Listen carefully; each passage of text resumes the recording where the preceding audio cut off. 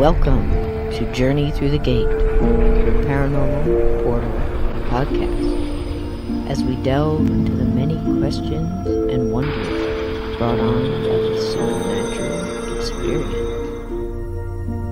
What's on the other side of the gate? Let's find out together.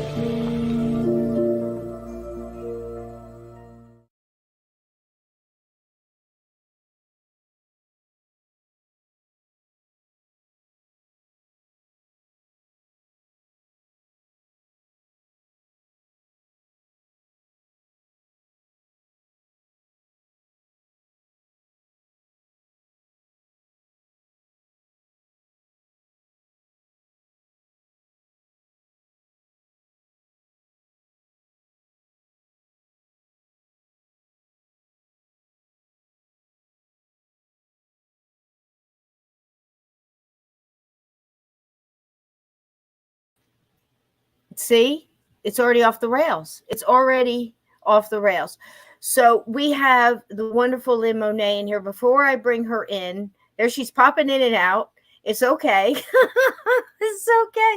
Okay, I'm not muted anymore, am I? I'm 5'5". Am I still muted?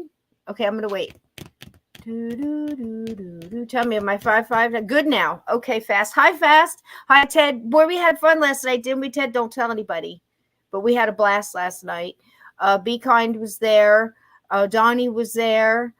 So many people were in and out, had a great time. Hey, Uncommon Belief, Dark Woods, welcome, welcome, Salvador. Wonderful. Salvador was there for a while, weren't you, honey? Jose, you missed it. Go back and watch last night's because we had a blast. We had a jam-packed 2.5 hours, I think it was, maybe 2:45, as much as that, jam-packed with ghost stories, all based on true stories and legend. Hey, if one of them's true, then something's going on. That's what we say here at the show. One of those, I mean, they all can't be lying, right? I mean, Yanni Janssen and Ghosts of Us, we did that one. We did Ghosts of Wales, Scotland. We took a hard left into haunted castles of England. That's a big jump. We took a tour of the York Castle and a bunch of other stuff. We watched a couple of cartoons and a couple of comics, and we just had a blast. So that's going to happen every Saturday night, 7 p.m. Eastern on this channel. It's a bonus show for 4 weeks. No, excuse me, 5 weeks. And Ted, we have more Smurfs. He's saying Smurfs. The whole daggone movie's all chopped up. Remember we did Anatomy of a Haunting? That's all in there. Donnie's waiting for this one scene. Donnie, I'm sure it's there. If it's not, I'll dig in through my YouTube. We'll fix it. But we've got Lynn sitting in the green room. We've got surprises tonight. We're doing walk-ins, and I'm going to bring Lynn on to talk about the synchronicity of that. Donnie and I were digging into that, and at the same time, other people were too, and it's just amazing. Glenn was there. Yep. Blue was there. We had a good time. We had a really good time. AJK, I actually spoke to Conflict just hours ago. He is fine. I'm talking him into starting up a show again and trying to move people over to Rumble slowly, some kind of a combination like that, because he wants to talk about things that they don't want him to talk about. So I'm trying to work through. We are doing, yes, Blue, we are doing jumpers and walk-ins tonight and a couple other things. So without further ado, I welcome everybody, all my blue wrenches, my black ops mods. Keep your eyes out. Turn on the ovens and get ready to bake up some shut the fuck up cakes if we need it. I know you guys are on point. Tonight we're dropping Lynn's links to all her wonderful books, and we're going to bring those in. We also want to remember that it's lynnmonet.com, and try to stay away from the Amazon thing.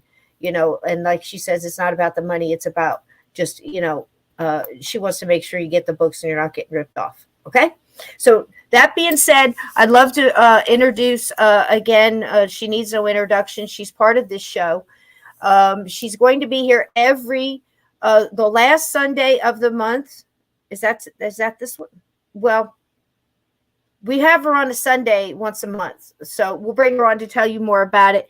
Please help me welcome the wonderful Lynn Monet. Hello, hi, everybody. Hi. I'm sorry we didn't get to do a sound check. We had some technical, and is my fault. So let me explain why I have you. This StreamYard, for some reason, will not let me share to your messenger, whether it's omnipresent or however which way that we talk on the on the Facebooks, right? Mm-hmm. So it won't let me do it. I have to send it to your email. There's a couple of guests that I have that with. If they don't have Messenger or Facebook, we have to go that route. So it's a little bit more difficult. I tried to share it through Messenger is the easiest way. So if you guys want to be on the show for Halloween, Blue, I'm hoping you're going to get in here, tell some stories. Come on in here. You don't have to wear a costume if you don't want to, unless you have a Bigfoot costume you want to wear. But we're doing a big thing Halloween. Lynn's going to be a part of that. Lynn, for the chat members and everybody else. Hey, Michael, welcome. Hi, love. How you doing? Hey, Linda. Hey, kid. Welcome in. It's hard to do the chat and everything else at the same time. Can you see the chat yet? No. Okay. They're all saying hello. And Hello. let's get some of that up here. Probably slinging bacon and hearts. You got to love it. And there I you love go. bacon. I love hearts Oh, gosh, too. yeah. Oh, my gosh, yeah. So Hi. you're going to be part of the Halloween extravaganza coming up. Now, did you catch any of the show last night? It was I it did was not. a humdinger. I'm going to go back and review. I had company from out of town in last night, so I was kind of focusing on that, and then I Oh, was my goodness. exhausted Good for you. and went to bed. So, but otherwise, I was planning on catching it. But I'm going to go and look through the thing. And yes, this is the last Sunday of this month. Is so you're it? right. Okay. It's the last Sunday of every month, and the next one Okay. will be on the 30th, I believe, which I can't Yes. wait. Can Yes. I dress it? Can I dress Yes. it in costume? Yes, you can Oh, if you like. good. And Okay, if you okay. want to be here, well, we also talked about Halloween if you wanted to be there, and we all said whether or not you were trick-or-treating. We're feeling all that out. So, but Lynn is going to be here, and one of the co-hosts for the Cabin 22 listen live, and I believe it'll be your first time hearing it, won't it? You know, you're going to Yeah. come in and out, and is it? It is my first time hearing it. You sent me The prequel. Yes, the prequel. You did. And yeah, so, yeah. It's so funny. It's so funny. It's just it's so neat. It's becoming like a Halloween treat. We've got special recipes. We make the caramel bacon popcorn. Oh, wow. We make Mrs. McGee. She's one of the characters in Cabin 22. She's a good character too. And we have Mrs. McGee's apple pie moonshine. We have both the alcoholic version and the virgin version. And it's best with apple cider. Now, we came to that conclusion last year. Some of us tried it with apple cider. Some of us tried it with apple juice. It can be done, but it's wonderful. It's well, if you have a mason jar, you serve it in a mason jar, frosted if you can. Ooh, and then sounds you yummy. take, oh gosh, yeah, and you take just a titch of honey and you roll the rim, and then it goes in brown sugar and cinnamon, and it's got vanilla vodka, apple cider. I throw the recipe up, but apple cider, Fireball, and something else I can't remember. And you take a slices of apple and the cinnamon stick and put it in there. It'll warm your toes. It sounds decadently devilish for this season. Yes, I can't wait. It's very nice. They say you can serve it warmed as well. I don't know, chat. Did anybody try it warmed? Fast? I think Fast was drinking beer. I can't remember. Halloween, it was like it was a year ago or something, but we all out for Halloween here, as you can see by the scroll on the bottom, the fall leaves, and we're all in. So share recipes if you want. We're telling people to share, like, if you've got a tradition, even if you want to come on and give us, that, but don't wait till Halloween, folks, because if you have a tradition you want to do with, like, say, your grandkids are coming over before Halloween, we need these. So get in the comments underneath any of the Halloween episodes on Saturday night, or even the Sunday, Monday night show, and put your traditions or some kind of thing you like to do with the kids, or what you did when you were a kid. Maybe we can revise that. Or if you've got a recipe, somebody last year had, what was it? Peanut butter. It was like those marshmallow Rice Krispie bar things. Ooh. But it had like a little, had a little twist on it somehow. I can't remember. It was chocolate chips. I'm not a cook. Chocolate chips, or maybe it was bacon and chocolate chips. I don't know. But if we haven't tried that, why not? Why not? So yeah. So that's pretty much it. Do you have any traditions, Halloween, that you can remember from a kid? Not really. My mom used to make all of our costumes. I remember that. Yes. So I made a point of making most of my children's costumes when they were littler. Of course, now they want, things. Oh, please. So, and being single, have hot glue gun will travel. Oh, I know, right? A staple gun. I hear you. Yes. Yeah. Yeah. Boy, it's amazing what you do with that. It is. It's the best. My mom used to have the big chest with all of, like, the pieces of material and stuff. It's like going to pick out something. She made me a pink corduroy and white kitty, complete with ears and long tail and hot pants. One Halloween, I can remember. What was your favorite from you as a kid that your mom or you made? Do you remember?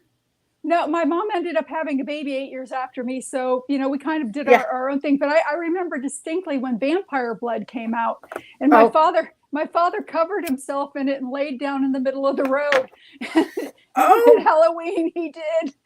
Oh, wow. And of course, all of the people were walking past, and it was terrifying the children. And he just had the best time doing that. It's kind of a strange behavior, but Absolutely.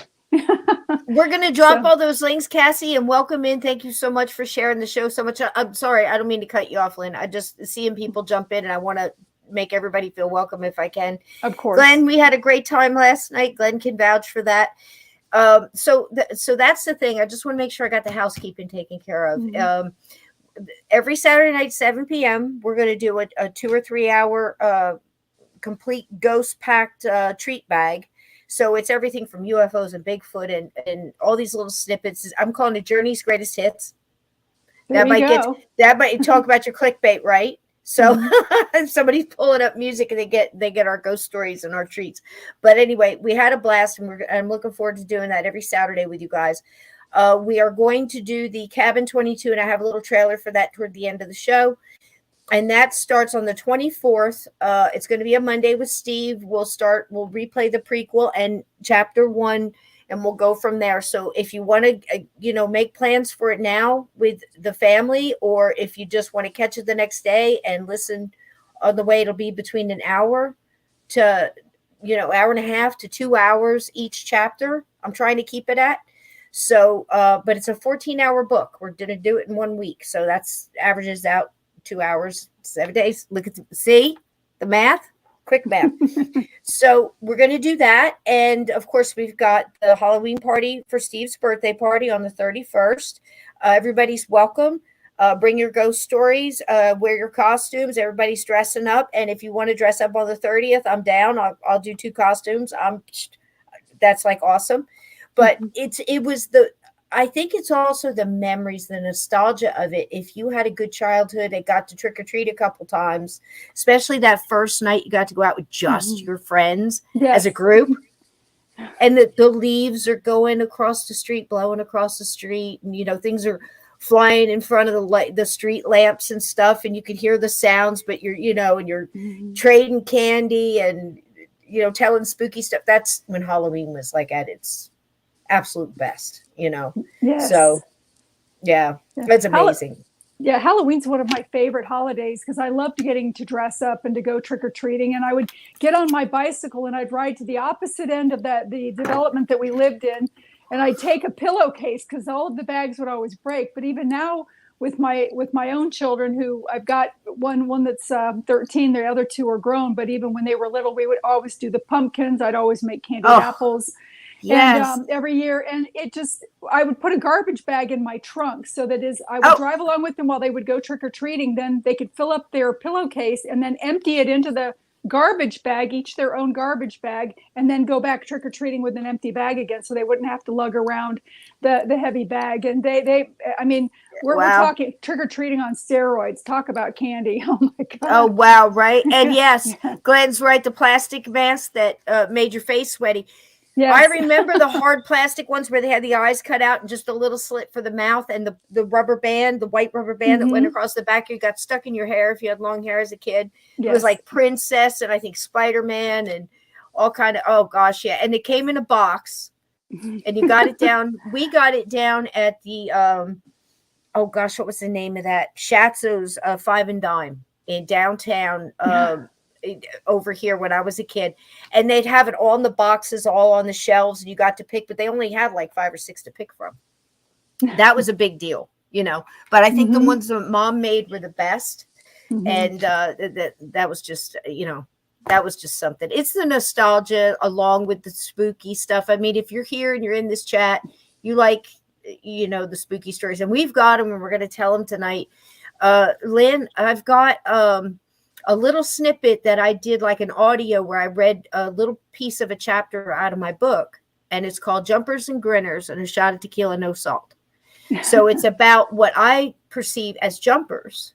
But you were also talking about walk-ins around the same time. You said you were involved in writing your book, and you were actually doing a chapter on walk-ins when Donnie and I were doing the darker side of Lincoln and talking about the walk-ins at that time. Can you tell us a little bit about a little tease on that? And then I've got a little video about your books, and I thought that was a good way to start off, but tell us a little bit about that, what you kind of told me. Well, one of the things that I've learned when someone crosses over is that they can, let me just back that up.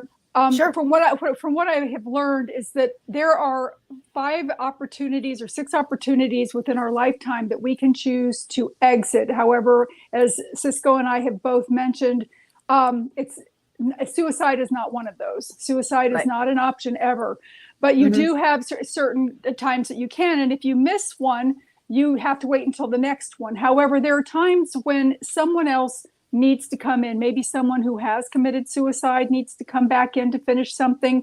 So they need the body of someone that's in good enough condition, and they then negotiate and they have the agreement with the person who may have met all of their goals in this lifetime, and now they're just kind of waiting out, things like that, to give them the option to exit so that the other soul can enter and complete their karma, complete their education, whatever the goals were they were trying to do. And a lot of times they try to either keep it within the same family group, or they keep it in a situation that parallels and similarities to the one that they left early.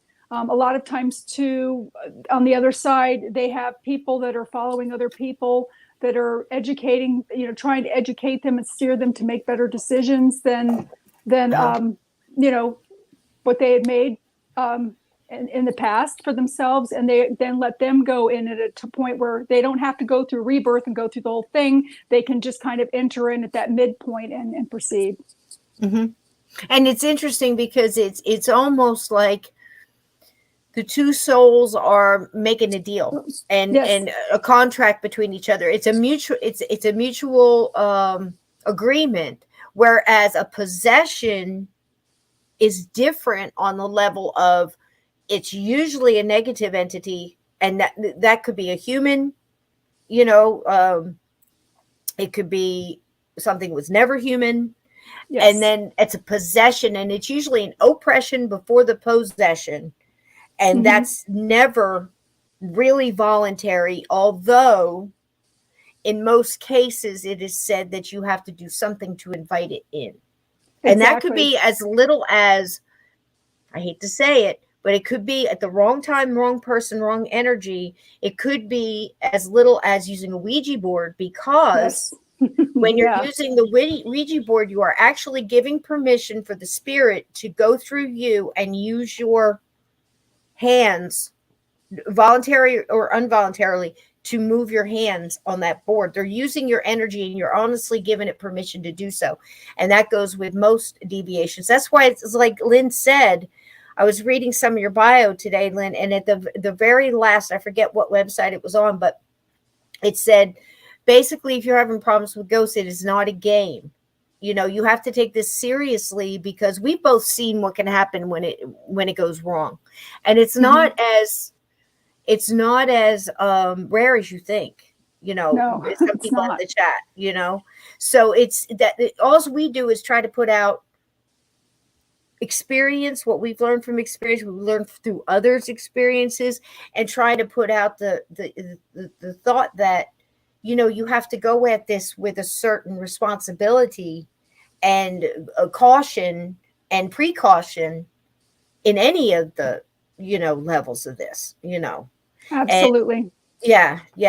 And that, and that whole, depending on what you're dealing with, again, categories, as far as oppression, and there's different kinds, and definitely a different kind of, possession.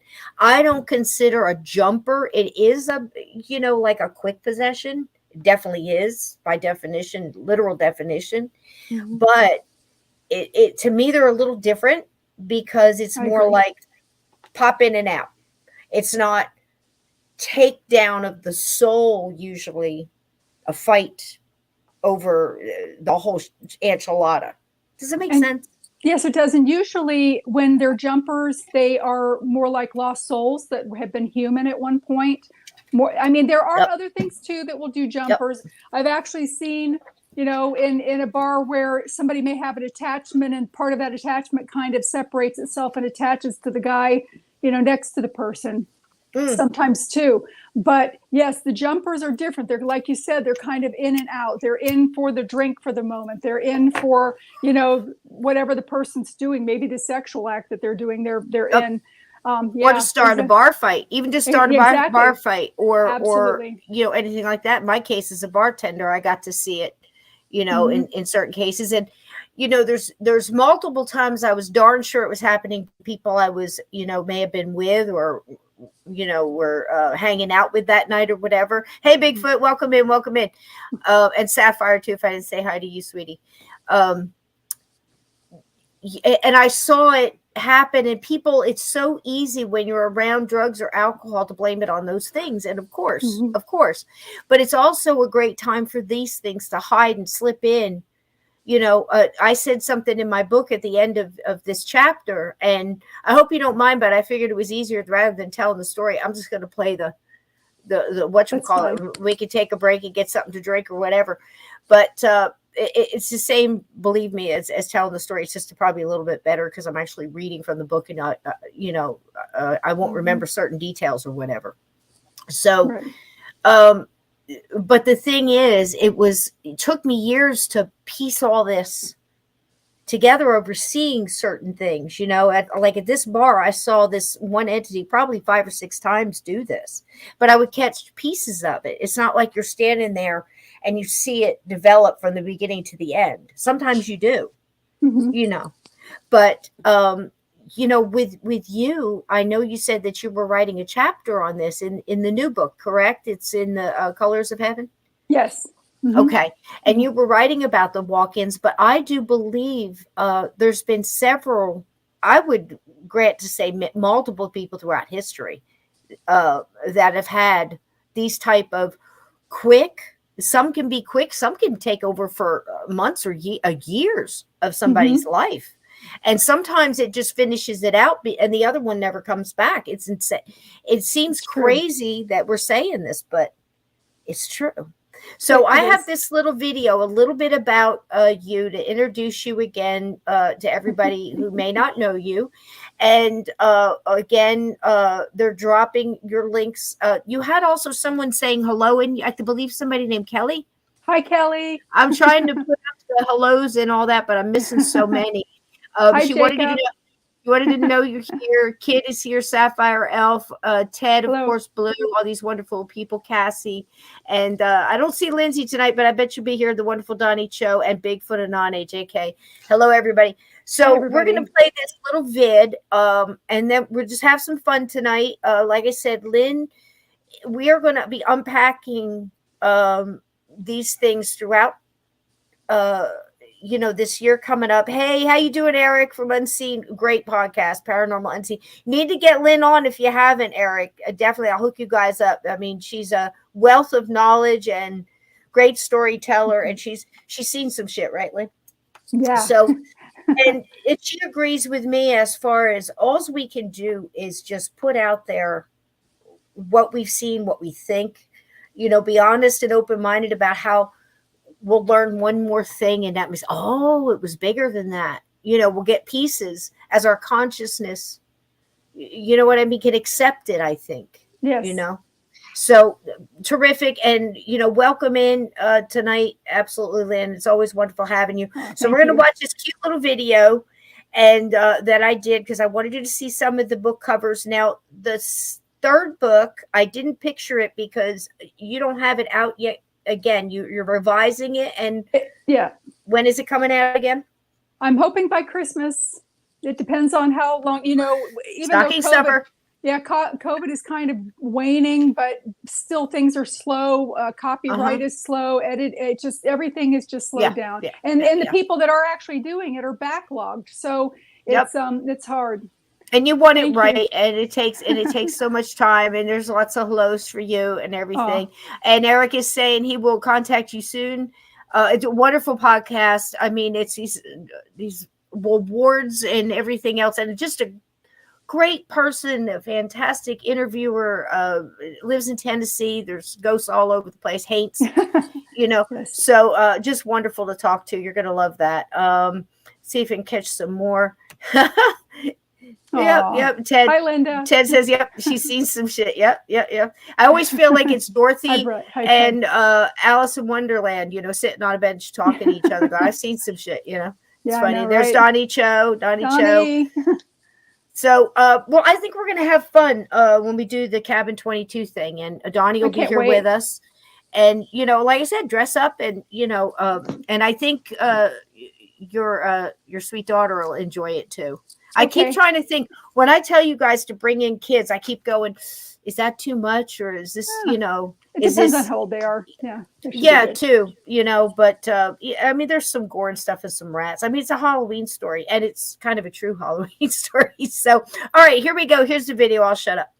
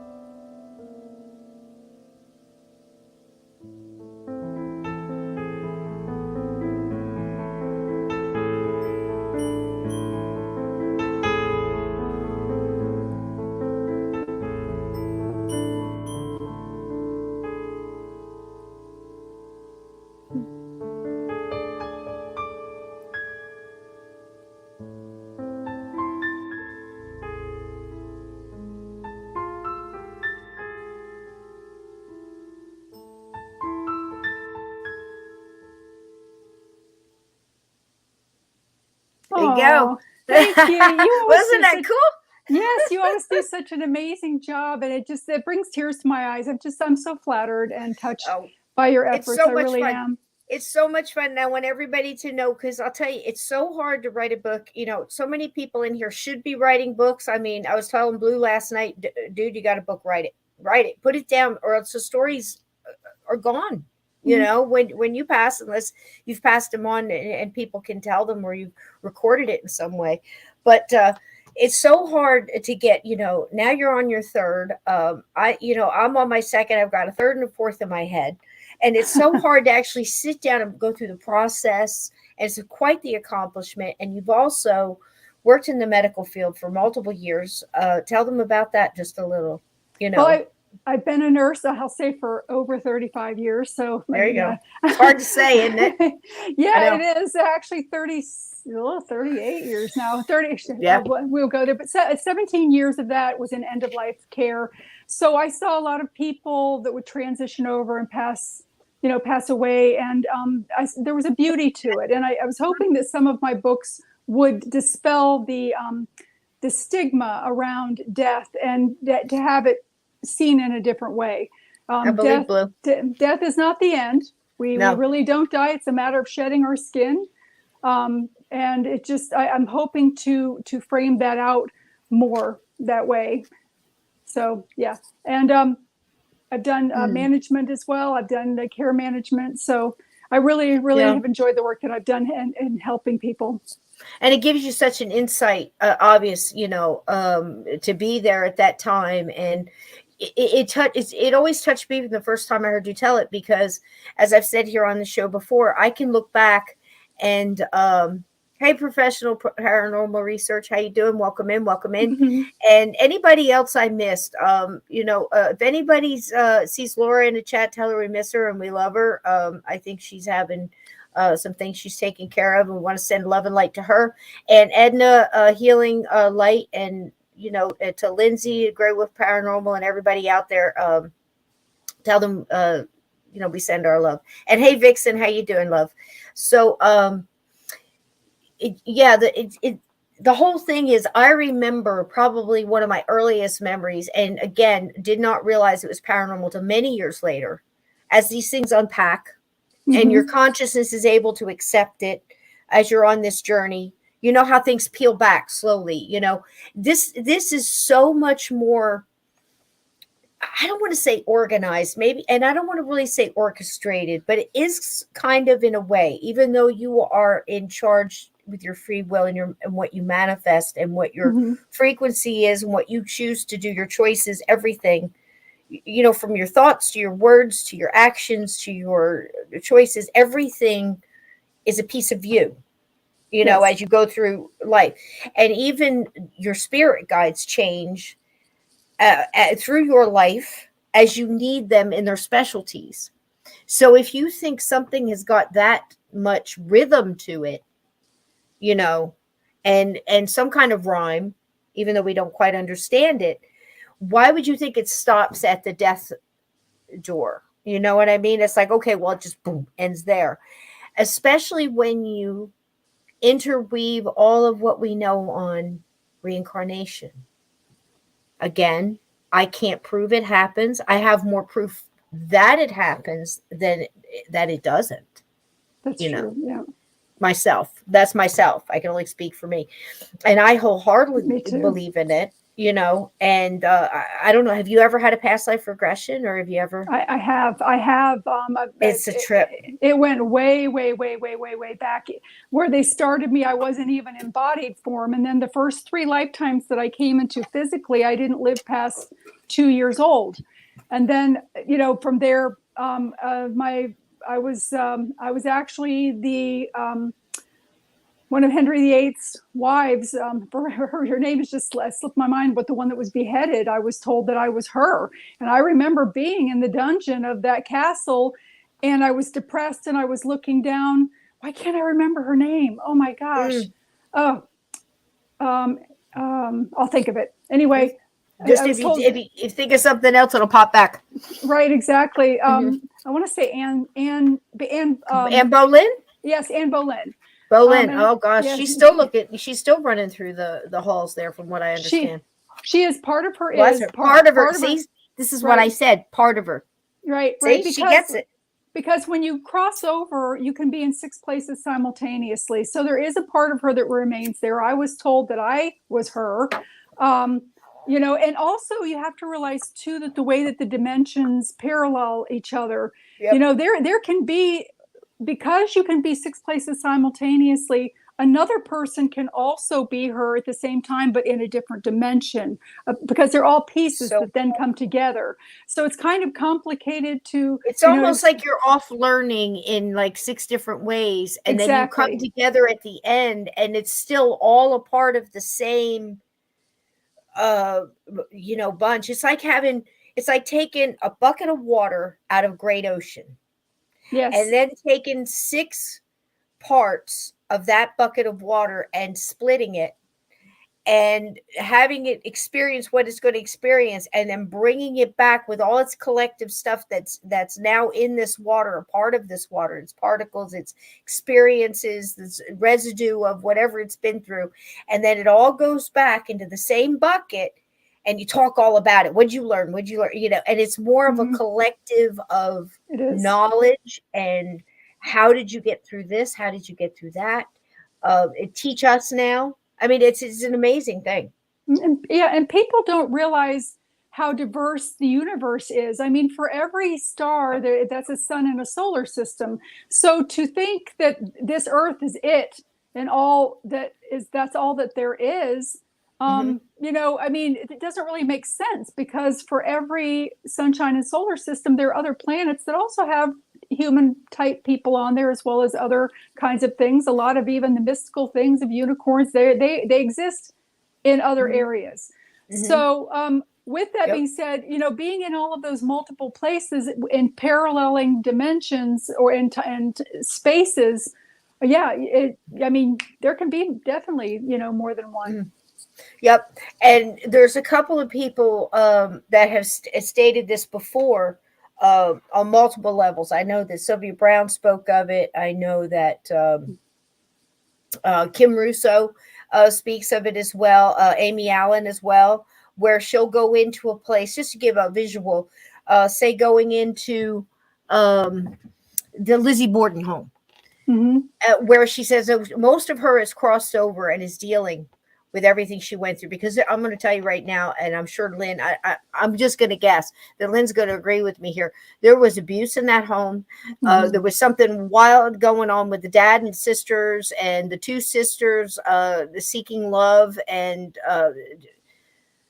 there was a lot of stuff. And the locks were on the outside of those bedroom doors. And then there was these rooms that connected into other rooms, you know, where you could walk through, and like those closets, like those old fashioned closet, you open the door, there's a small closet, and then there's another door and you can go in another room, almost like a hotel.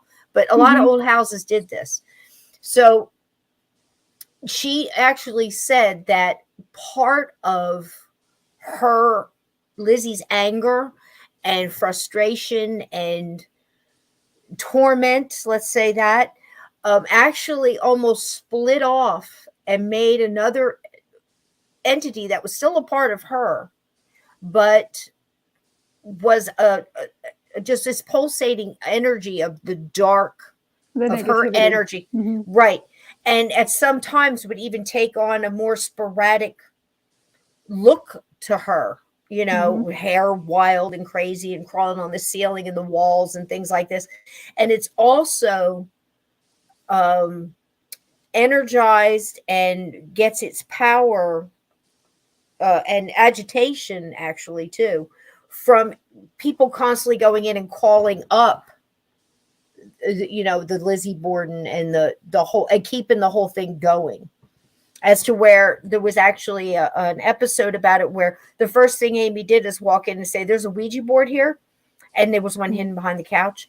And I actually got to speak to her about this and the Vasila Axe murder house, and she'd be the first one to tell you that this is a split off, just like Lynn is saying, of that personality, as well as I would imagine there's others as well from the torment and everything else. Because once you start getting that abuse from people that you're supposed to be able to trust, that's a whole special kind of, you know, wouldn't you say so? Oh yeah, absolutely. That's, you know, I hadn't even really known that much about the Lizzie Borden thing, other than she had murdered her parents. And I was listening to you talk, and so much of that made sense. But my feeling was that she was being abused. And more than likely sexually abused. Oh, and, yeah. You know, Without and then it built up that way. And people can generate, like you were talking about, where the negativity, there are sometimes even dark shadows that will build. They look like fluttering tablecloths across the floor. Or, you know, they can look like a cat coming off of a chair. They can look like a snake, even a person silhouette of these dark shadows that are all the energy of negativity. It's man-made. It's not a spirit, but it's platforms for darker spirits to enter on, that you don't want it around you either. But yeah, I absolutely believe that. And the thing is too, what you had mentioned also about, you know, people going in and calling her back. I was actually, at the beginning of the week, I was watching a group on Facebook go into a house, and they had their little touch box thing there, and their box that they used to hear the person speaking, and I could actually see the person hovering over the rocking chair. And they said they asked her what her name was, and she told them what her name was, and everybody heard it. Oh, well, she said her name was Marge or something, or Martha or whatever it was, something with an M. And then they asked her what her name was again, because they wanted to get it on the TV.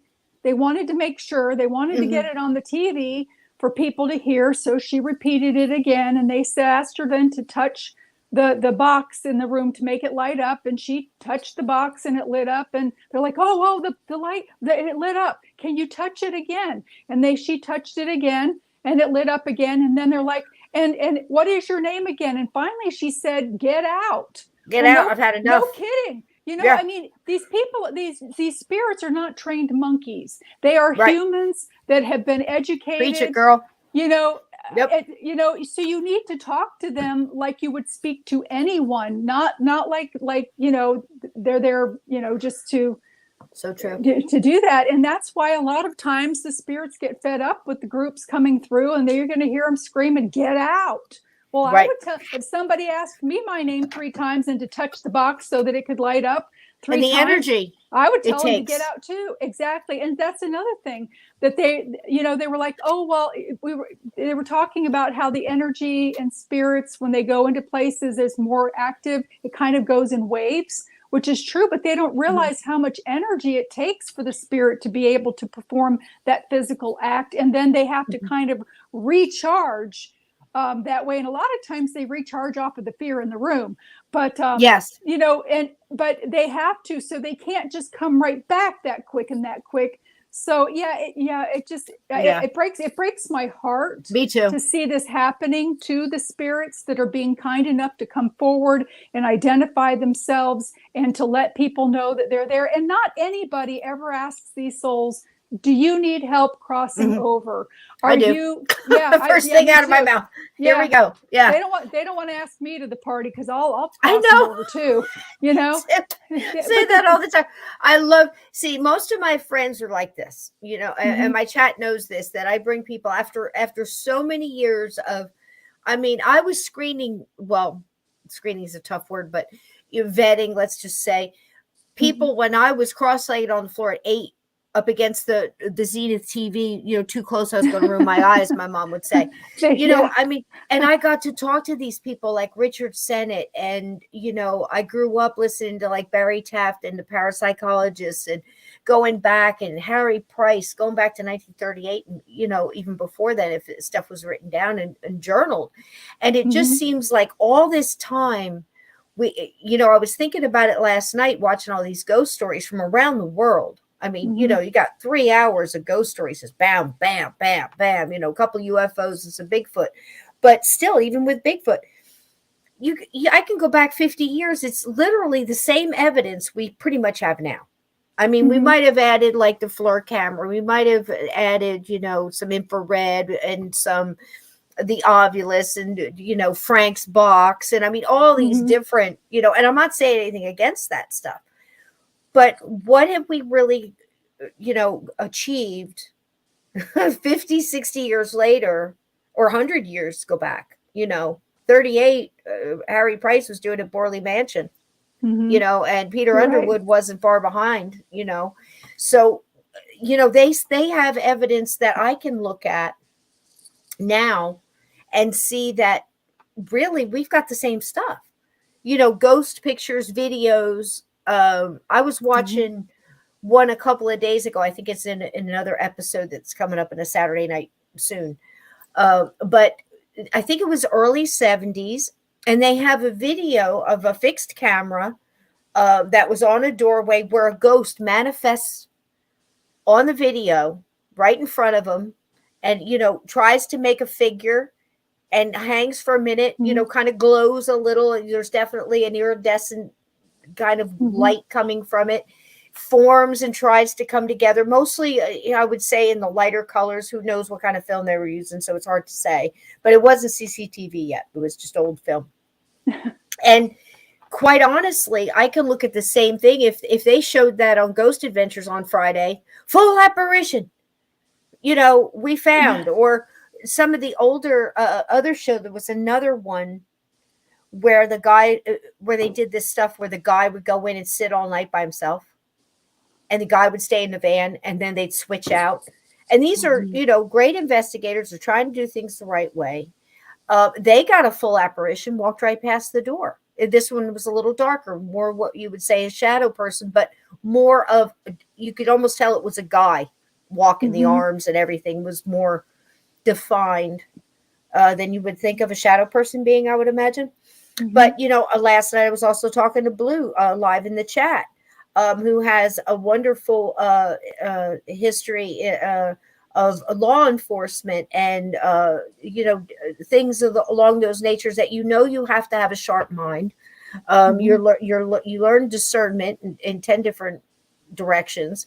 All of these things, in a career in that, you have to be able to really develop some skills. And he said he saw multiple shadow people. He says parking garages are one of the worst I can imagine. Makes sense. Imagine too. Stairwells. And there's something about those. I mean, there's so many things like rape and, murders and robberies and fear, and often to these concrete stone walls and metal. Drug deals, ODs, name it across the board. But, I was saying to him in the thing too, car washes. That's another. These self car washes. I can't tell you how many people get taken, ladies mostly, and carjackings and things like this. You're out of your car. You usually have your keys in the car. You're distracted. Think about it. I don't go to those things alone. I don't care who you are. So, different things like that, mall parking lot, anything like that. These kind of, it's almost like the negative really is drawn there, for multiple reasons. I mean, have you ever thought about that? I mean, you get the same creepy feeling, right? Well, yeah, and the thing is especially like mentioning like a mall or things like that. Men can watch women, sitting in the snack area eating. And they can kind of target. They can kind of follow them, and because the girls are involved talking to each other, eating lunch, they're not paying any attention to some weirdo that's kind of following them along. Got to watch your six. Yeah, and then and then all of a sudden they walk out to their car, and this guy backs out and hits them, or backs out, or comes and loops around and tasers them and grabs them into the into their car. So fast. It's so fast. Yeah, the vans, we say all the time. It's like, it's almost, you can get to the point, unless you kind of know the things that Lynn and I do, and I know a lot of you guys do too. It's almost, you're almost able to say you fear the living more than you fear the dead. Yes, but true. you go messing around, because there's a lot of monsters walking around with human legs, trust me. But then you got to imagine, it doesn't just stop when they die. There's not a lot of these people crossing. That's right. Because they're in fear of it, or arrogant, or just, I like what I'm doing. And those people sometimes turn into jumpers. Yes. And it can be bad. It can be these guys like the one that I talk about in the book. I always got a little more like this is what I can do, and I'm satisfied with it. This is, and I'm going to be doing it. Nobody's going to talk me out of it. That kind of, yeah. You know what I mean? And you're kind of okay. And I didn't know a lot back then. I don't know a lot now, but this was 20 something years ago, and you don't learn till later. Oh, okay. I can put it all together now. The pieces kind of fit better once you learn a little bit more. And again, if I'm graced enough to live for another 20 years, I can't imagine what I'll be able to figure out by then, with all the help from all these wonderful people. Because like I said, I've really been studying this and vetting people since I was little, up against that TV, trying to, Leonard Nimoy and, Chariots of the Gods and, the Bermuda Triangle and just everything, just try to take it all in. And here I am 50 years later. And again, I don't have any more evidence than I saw back then. And it's the truth. It's just repeating over and over again, a different history story, a different love story, a different, unrequited love or murder or whatever it may be. But the stories are really so similar. They are. And, year after year, you can go back as far as you want. Ghosts and possessions and reincarnations and UFOs, and more than likely cryptids and Bigfoots as well, go back as far as we can go back, So, and it'll continue to go on. But at least at this point in time with the internet, live chat, we're talking about it, and I'm trying to unpeel it and try to figure out, how to at least prevent it, really, and try to understand it if it happens to somebody else, and maybe how to help ourselves if it happens to us. The number one thing, don't screw around with stuff you don't understand. Amen to that. I mean, plain and simple. And that's why I try real hard to get a hold of young people who might have abilities that are trying to deal with them, have nobody to talk to about it, Mm-hmm.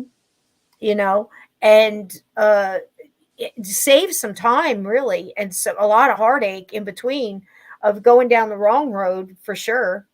And with all the influence now that there is, I mean, everywhere you turn, every show on Netflix, I had people, and again, I'm going to piss a lot of people off when I say this, but that whole series that they came out on Netflix with what was it? American Horror Story. And I got people that go, "Oh my God, I love this." That is horror porn. I mean, there is a desensitizing and a deliberate spelling going on there. I am not joking you. I can feel it if it comes on. Just the beginning of it, the hum behind it. Lynn knows what I'm talking about. I do. Can somebody say hello to you real quick? Absolutely. Come here. Oh, no, come here. Come on. She was talking about kids. Come say hello. This is my baby. Come say hi. Goodness. Hello. Pleased to Ashley. meet you. Come on back. Sit with me a minute. Yeah. Pleased to meet you. This is Ashley, and she is a sensitive. She's able this is what to it's all also about. See. Yeah. She is, and she's 13, and she's welcome part of the family. Welcome part of the family. She's a little bit shy. Designed the cover for your book. Yeah. She wanted me to let you know that she designed the cover for my book, Colors of Heaven. Oh, and, I can't wait to see it. And it was the one with the angel's wings and the rainbow. And she designed beautiful that. job. Beautiful she job. did a beautiful job. She came out here to raid. I have a candy dish with a head in it. Oh, I love it. I say that it's my ex-husband. But anyway, she came out here. Fortunately, I have it turned off. It would start moaning and groaning. Everybody's saying hi. Hi, Ashley. Everybody's saying hi to you. Everybody's saying hi to you, sweetie. You're getting bacon, Ashley. You're part of the fam. Yep. There you part go. Of the family. That's there you a good thing. She's taken off. She's going to go. Love that candy. bowl. I'm jealous of the bowl. I want the bowl. I used to have a great one. It got lost in one of the tornado moves out of Alabama. Long story. But it was a great black bowl, and it had the crow in the middle. And when you reached it, it would do like the Edgar Allan Poe parts of Nevermore, Nevermore, Nevermore, and all this other stuff. And it was, oh my God, it was great. His eyes would light up and flap his wings. And I'm like, God, man, of all the stuff I had to lose, it's a little stuff. But I love that. I just love everything like that Halloween. I'm more of a traditional Halloween and the old pumpkins. Steve loves the nostalgic, like the 1950s, 60s, and they're bringing that back in some cases. I've seen it around past couple of years where those old treat bags with that terrific art on it, and the old jack-o'-lanterns with the tissue paper legs that were accordion legs and stuff that you'd hang on the door, the black cat and all. I love all that stuff. It's just amazing. So you can go that route. Ashley's what it's all about.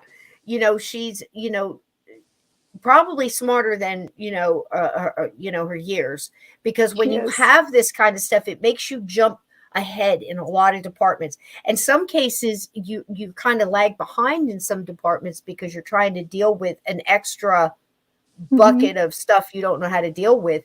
But it's great that she's got somebody she could talk to, because it's people that are growing up in families like I did, where you couldn't talk about anything, even though they were experiencing the same stuff. They couldn't deal with it, so it was suppressed.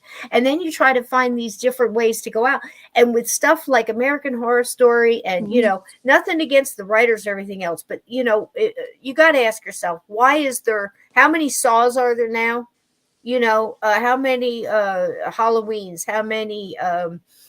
What was the other one? Friday the 13th. I mean, I think Saw and Purge and American Horror Story and things like this, it's like they're pushing the envelope. How much can we get away with? The Walking Dead, Yes.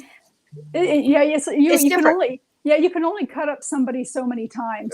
It just kind of. But we saw it in our lifetime, honey. When we were young, we had, Father Knows Best. We had like My Three Sons and Gilligan's Island and the Flintstones. I love Gilligan's Island. I know, me too. They never got off that damn island. I'm beginning to think that was fake too, because I found some issues later on in life with Gilligan's Island. But anyway, so Bonanza, you know, Big Valley, all of these, you know, Little House on the Prairie. Yep, that came up when I was like in probably late middle school, something like that, you know. But and you know, then this is the stuff. Everything had a moral, you know. Andy Griffith's show and all this stuff, and you kind of pieced it together where you got it was kind of wrong to do, you know, steal from somebody or whatever. There was a lot of kids 60s, 70s raised by the TV. That's when latchkey kids started, you know, where people had to start working, you know. And my mom was a single mom, so. You know, I was lucky. If I had TV now, as much as I had it back then, you know what I mean, under the same conditions, I would have gotten a totally different message growing up. That's for damn sure. I know that's right. And those video games, you know, they're violent too. And, you know, and that brings up a whole nother subject too, that I'm sure that you'll agree with me on. You know, when we cross over to the other side, all the communication, everything is through telepathy. And so even here being on Earth, and I've just gotten through writing this chapter and finished up that chapter in the book, when you cross over, because we're used to talking through our mouths, you know, we always have that oh shit moment. We were mentioning about George Carlin and him getting there. True. But the thing is too, is you manifest with your mind on the other side. If you want to go somewhere, you think of it and you just go. If you want to taste chocolate cake, you think of chocolate cake and it comes you taste to you. it. Yeah. Right. But in that same token, when you're here on Earth, you also, your thoughts manifest in the same way. And a lot of what you put out, the negative thoughts, the, oh, why me? You know, all of the things that you say, it's very, very powerful when you put, I can't, I am, I'm, you know, 100%.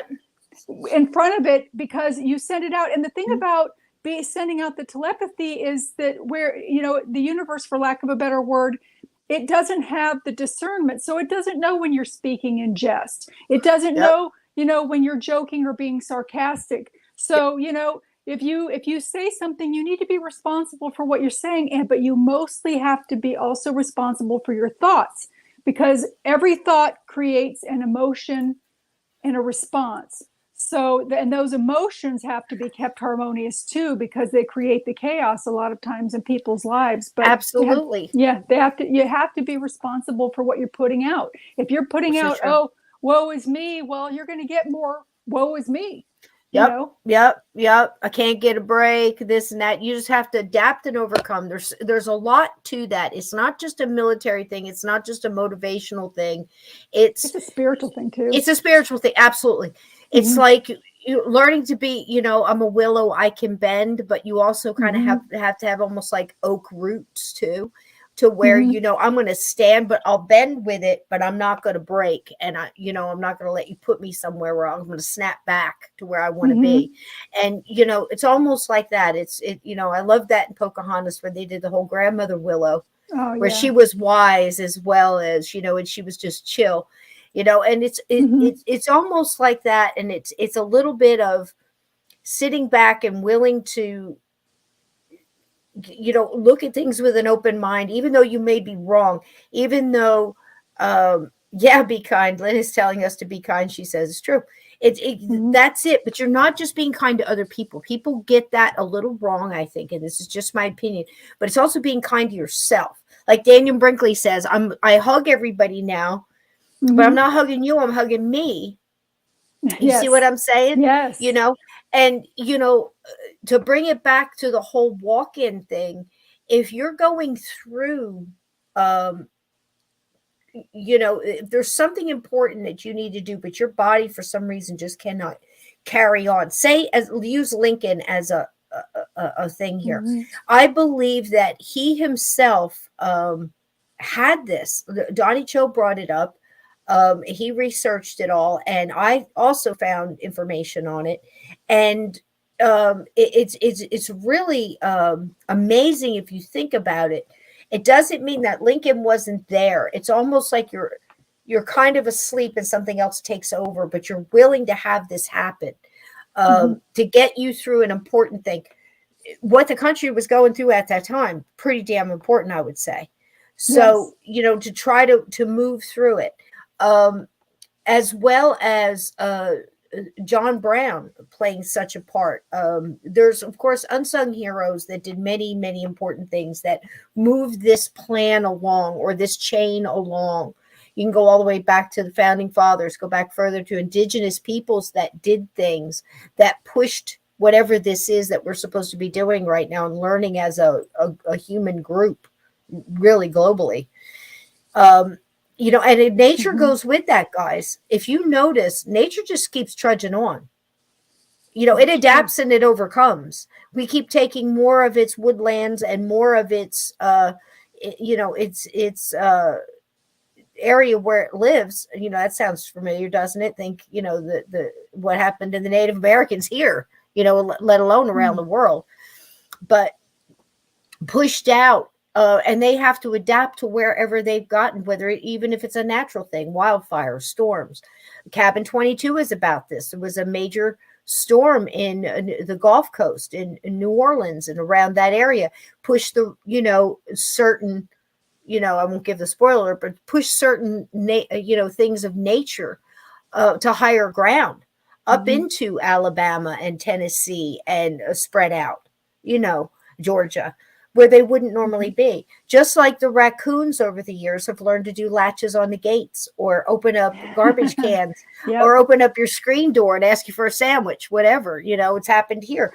But it's the same thing. So if you can be more like nature and adapt and overcome it without disturbing as much around you, and if you can, even better, leave it in a better condition than when you found it, that's part of the big game, I think.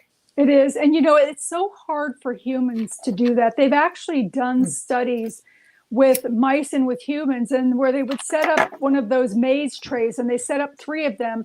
And out of the 3, they put cheese in one of the 3 trays, and they would let a mouse go in, and the mouse would go in, try the first one. It wasn't there. Go to the second one. It would find it.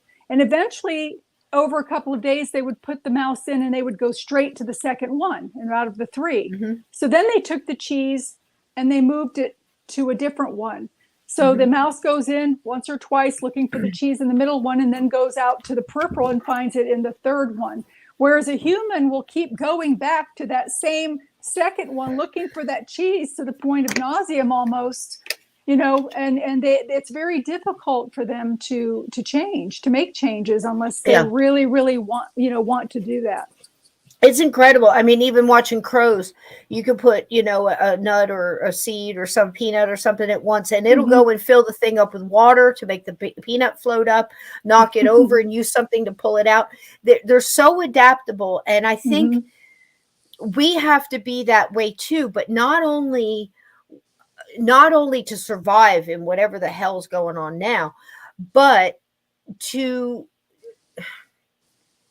not be extinct, of course, but to evolve. Somebody was talking in the chat last night, it was brilliant, about evolving. And I think it was Melissa. And she was talking about, how long does it take this evolving to occur? Because we can, as far back as we can remember, where human beings, how much have we really evolved as human beings? Stuff around us has evolved, but not so much like the animals. And in some case, I beg to differ, because I think, like we mentioned, animals like raccoons and, I watch chipmunks doing it. I watch, you name it, have learned to exist with our interference for multiple years, and a horrible interference. And look at Bigfoot, which I think also has frequencies and other abilities, yes, I do too. to pull out, the situation. But people are the stubborn ones. So I think that way, in a lot of cases, this is also why you need walk-ins, because if that person in its human form is in a position to do something important, but they're going to screw it up, walk in. Exactly. Especially too, because that walk-in is necessary because of the agreements that they've made people have made before coming into this lifetime. Soul contracts. Soul contracts. And it's like Cisco said, if they get to a point because of the input in their physical life, maybe they're just not quite at that point where they're able to accomplish that, or they won't. Yes, a walk-in will come in, because there are so many other souls that are relying on that soul to do their part, which is why suicide is never an option. You know, and so that's so true. And people would say, well, okay, so why doesn't something jump in? I am too, Cassie. Why doesn't something jump in to prevent the suicide? Well, again, free will. There's a thing there, you know. And again, I don't want to say for anybody listening that might know somebody who's committed suicide. I have that in my family. I know how that feels. So do I. Yeah, and you know, friends and multiple military and, you know, police. I'm not saying that someone who commits suicide, there's different things. There's people not wanting an unselfish way that people are doing. I say they have cancer and they don't want to put their family through and stuff like that. Still, it goes into another category. It's not saying all suicides are held back, because I've seen multiple cases where suicide people have come back to help as a visitation spirit, as an earthbound spirit, still working on getting a chance to go across to help other people that might be going through going down a bad path, or making the same mistakes they did, and they understand that they're connected to that energy and they want to help that person. And it not only helps that person, it helps the spirit who had committed suicide, or ghost who's committed suicide. Am I right? Yes, that is. You're saying exactly what I would have said as well. And the reason why somebody doesn't step in for the suicide is because the suicide's not supposed to happen. That's not one of the doorways that you have to exit. So it really, really creates a negative rippling effect, not only on this plane, but the planes on the other side as well. So, I love the rippling effect because I use that often with, you know, what we do sends out those ripples. So it's like dropping a pebble in a pond, and a vast pond, you can't see the end of it because it really does go out. And I believe at this point, from what I've heard from spirits that have come over, because they only tell you a little bit, that's something about ghosts and spirits, you know, either one, earthbound or the ones that have crossed over and gone through whatever it is you go through, you know, but they'll only give you snippets. You know, even my mom, when she came across, she was like, you know, you have to do, that's your choice. You have to make that choice. I can't tell you what to do, but I'll be watching. And I'm like, well, gee, thanks. You know, it's like, you know, but, you know, I can look back on that now and say, I understand that, because of course I had to make my own decisions. Of course, it would have been great if I had some inside info, you know, but I did get inside info. I got that she was okay. I got that she had changed since she crossed over. She was much better. Obviously, her physicality changed, or you know, how she showed up, how she felt when she walked, how I felt before she walked into a room. Because again, there's times when I was a younger child where I would wake up, she would be in my room somewhere, and she was still in her death echo, her death state. I think her pain, picking it up as an empath, woke me up before any sound or anything did. And then other times her total energy had healed, if that makes sense. Her energy does, you know, and I felt that energy of the happiness, and all that came through was the warmth and the love that you felt first, and the sheer joy, you know, of the whole experience. That's what hits you first, you know. So I don't know, I mean, you've seen your mom, I mean, it's the same, right? Yes, the same thing. And it, like you said, it's snippets. It's like when she comes through that Thanksgiving and says, because she was always the one that would prepare the Thanksgiving turkey for Thanksgiving, and she passed away in July. So when Thanksgiving came that year, it was my turn. And to hear her come through as I'm preparing the turkey and says, don't forget the aluminum foil. I mean, oh my goodness. And of course, I'm like, I don't need any aluminum foil. I want those nice brown turkeys like the one they have on TV. Well, I found out really quick that without the aluminum foil, it didn't cook evenly, and I had a burnt breast and raw legs. So we ended up having hamburgers that year. So I had to apologize to Sounds like a heavy weekend. Yeah. So I'm like, sorry, Mom, I should have listened. Oh my God, that's a bad weekend. That's a bad weekend. And I feel my father around a lot. You were talking about books, and I've actually just started writing another one. It's like you can't. Yeah, I know it's all in there, and you just, you know. If I could, I got to get that dragon. If I got that dragon, I probably have 50 books by now. Yeah. And I actually The way I talk shit, need to rehook probably up mine, blow it up. It'd probably explode. The dragon's head just, you know. It has the little headphone thing with the mouthpiece, and so you can just I can't wait. Dictate and talk, and it'll type it for you. Because, like I said, the hardest thing. Steve is so mad. Well, he's not mad. Steve doesn't get mad, but he's like, you got to get that in book form, and I'm like, oh man, you don't understand how I wrote this thing. I told Lynn, she thought it was nuts.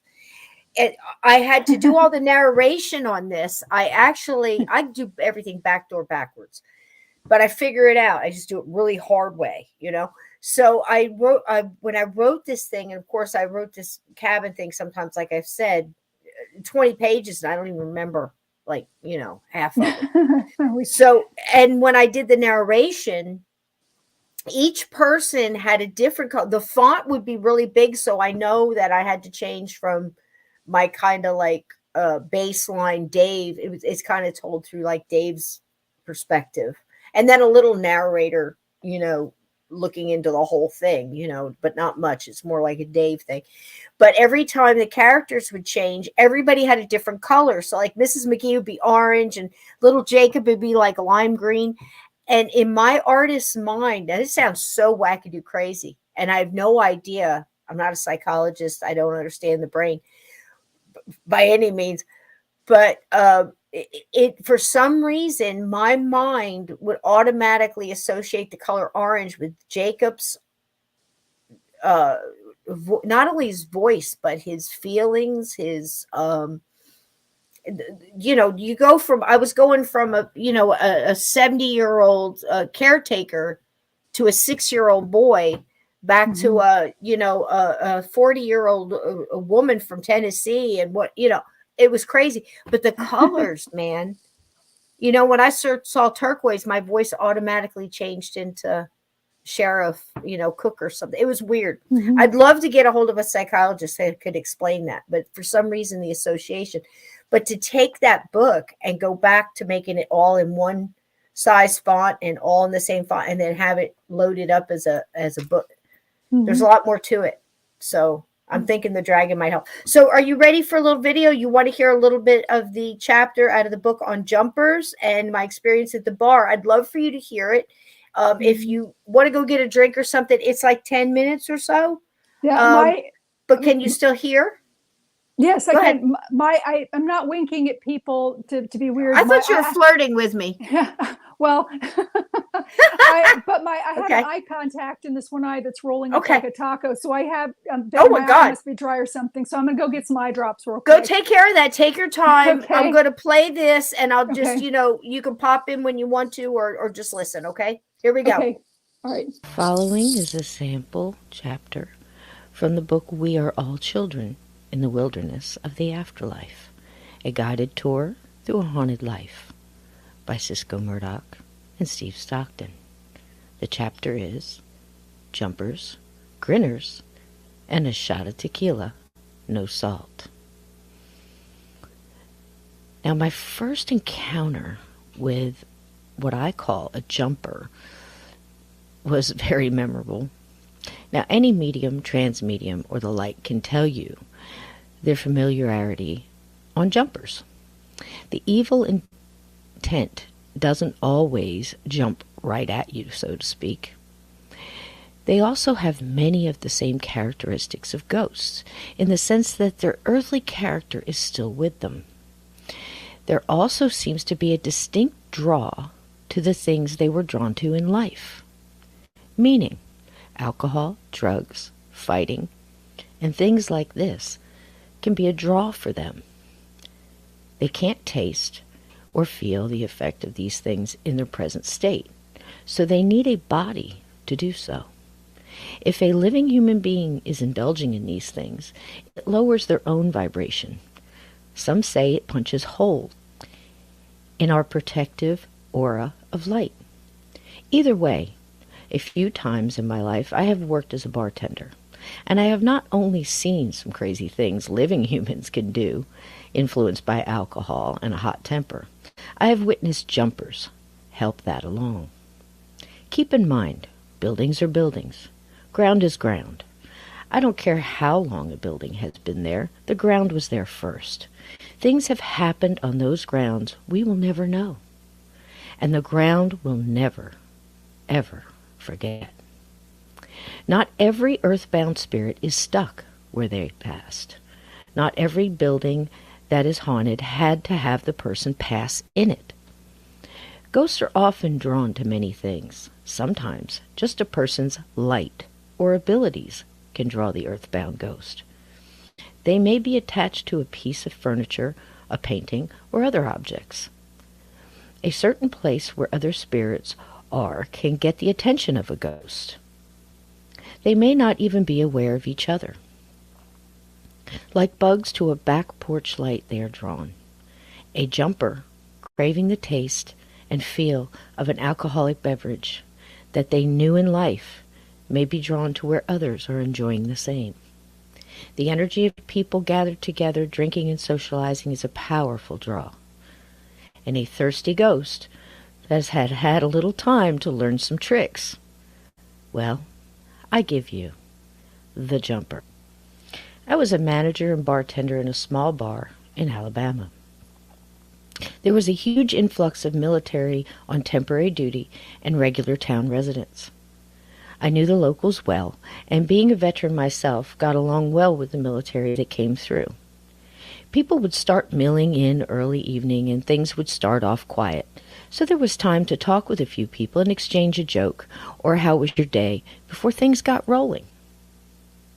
In a room full of people, I can still get a bit of energy off someone. If they are sad, depressed, stressed, job issues, etc., body language also says a lot. I have always been pretty tuned into that. It also helps with tending bar. You know, when someone just wants a beer, or a beer in a conversation. I could also pick up on a few familiar energies that just didn't belong to those customers scattered around the bar. The guy sitting at the bar in front of me, a soft-spoken man, was sipping at his beer and killing a bowl of peanuts. I asked if he was hungry, and since our kitchen was closed that night, tossed him a few menus of places that delivered. Something locals did often here. Telling me he was starving, he looked through the menus and asked me a few things about the food. I told him to make a choice and I would call it in for him. Still looking, he was telling me a story about a swing set he put together for his kids back home, and wondering what his family was having for dinner. Poor guy was weary from the assignment he was on and longing for home. I knew the look. I listened while I put spout tops on some of the liquor bottles. In the bar mirror, I see a slight mist right behind him. Thinking it's probably a dirty mirror, I made a mental note to clean it, and I went on with my task. Just then he stops abruptly, leans forward, slaps his hands on the bar. Startled, I looked at him in the mirror.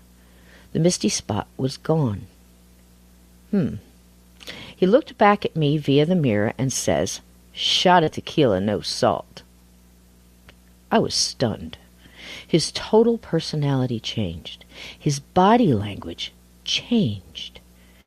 Even his voice seemed to be slightly different.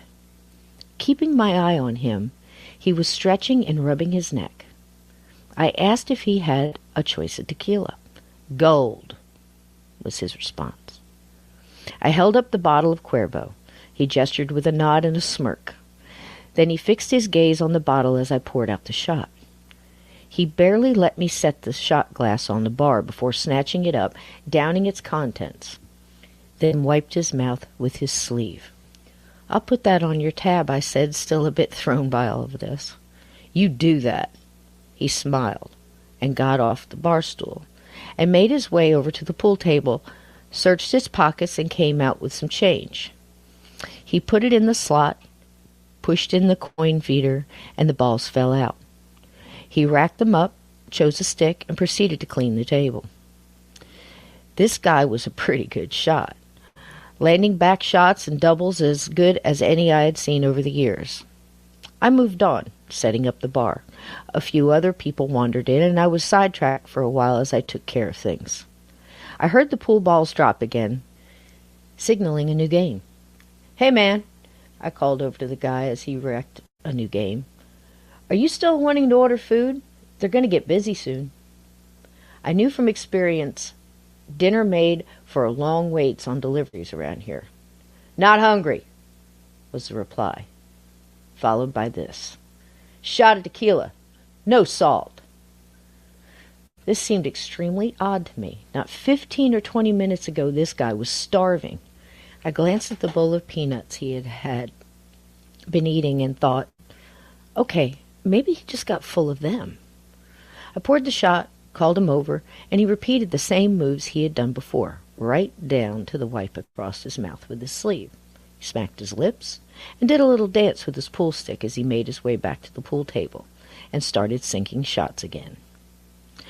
I watched for a second and then put the other shot on his tab and moved to the lady at the bar wanting a frozen margarita. The blender was at the back end of the bar, and I watched the guy dance around the table, seemingly having a ball all by himself. I had an automatic bartender thought that this was probably getting close to the cutoff point for this guy. The tequila was kicking in, and peanuts weren't going to be enough to hold up that liquor. He was dancing with a pool stick, making little gestures to the song playing on the jukebox. The couple at the end of the bar wanted takeout pizza, and I got on the bar phone and ordered it for them. I went to the back to get a couple of 6-packs of Miller bottles. And as I came through the door, I saw our dancing pool players sitting at the bar, the pool stick sitting neatly on the empty table. Okay, I thought. He wants change, or another shot, or both. This is where bartending gets into the deeper end of the pool. I never had a problem cutting someone off or settling down a fight.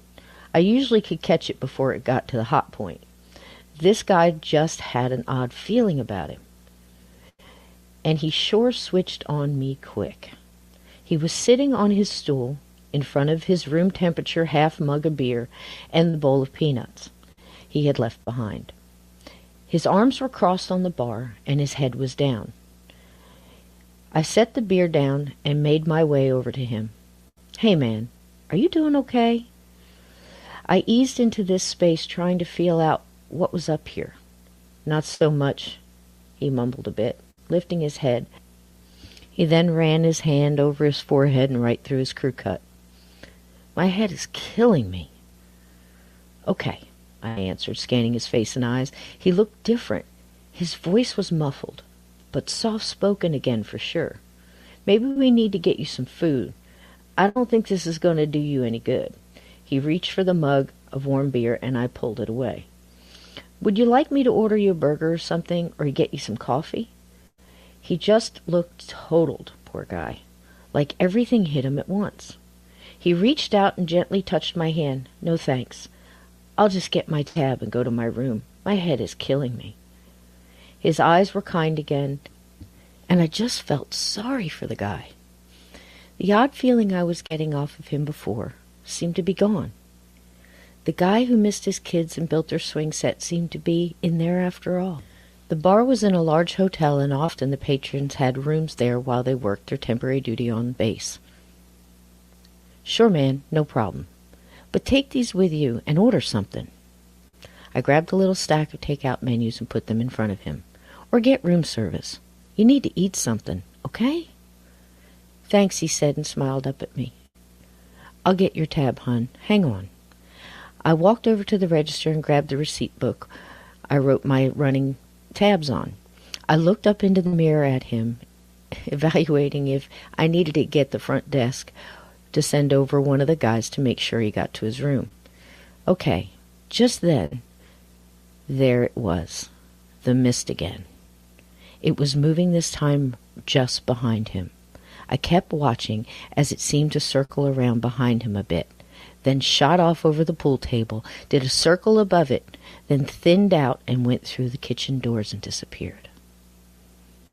A quick look back at the man sitting at the bar, with his head down, then at his tab. I couldn't explain it, but I had a good idea what had happened. I pulled the sheet with his tab on it off the pad and crumbled it into a ball and tossed it into the garbage. I walked over to the guy and said, "Look, soldier, the beer's on me. Just go get some rest and some food." The guy smiled at me and said, "Thank you," took the menus, and made his way out the door. I had no solid idea of what had just happened, but I had a sneaking suspicion the guy who just walked out of the bar was not my tequila drinker. That same man came in several times before finishing his job on the base. He never ordered anything but beer and food. He never acted any different than the guy who missed his family and shared stories and memories of them, counting the days till his return home. On one of his last visits, I couldn't help it. I had to try something.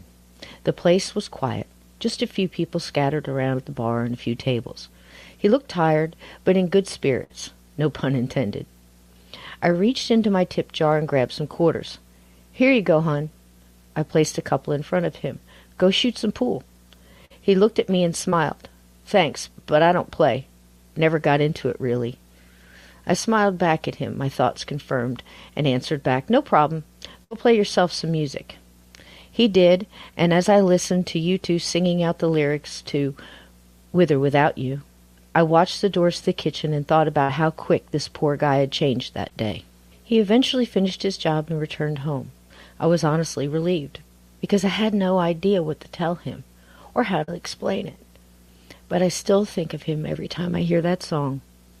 Songs always bring you back to something. Time marched on, and so did the patrons at the bar. The locals came in all the time, and it was pretty nice. You really got to know them, and they you. One Friday night, myself and another bartender were working. I was walking.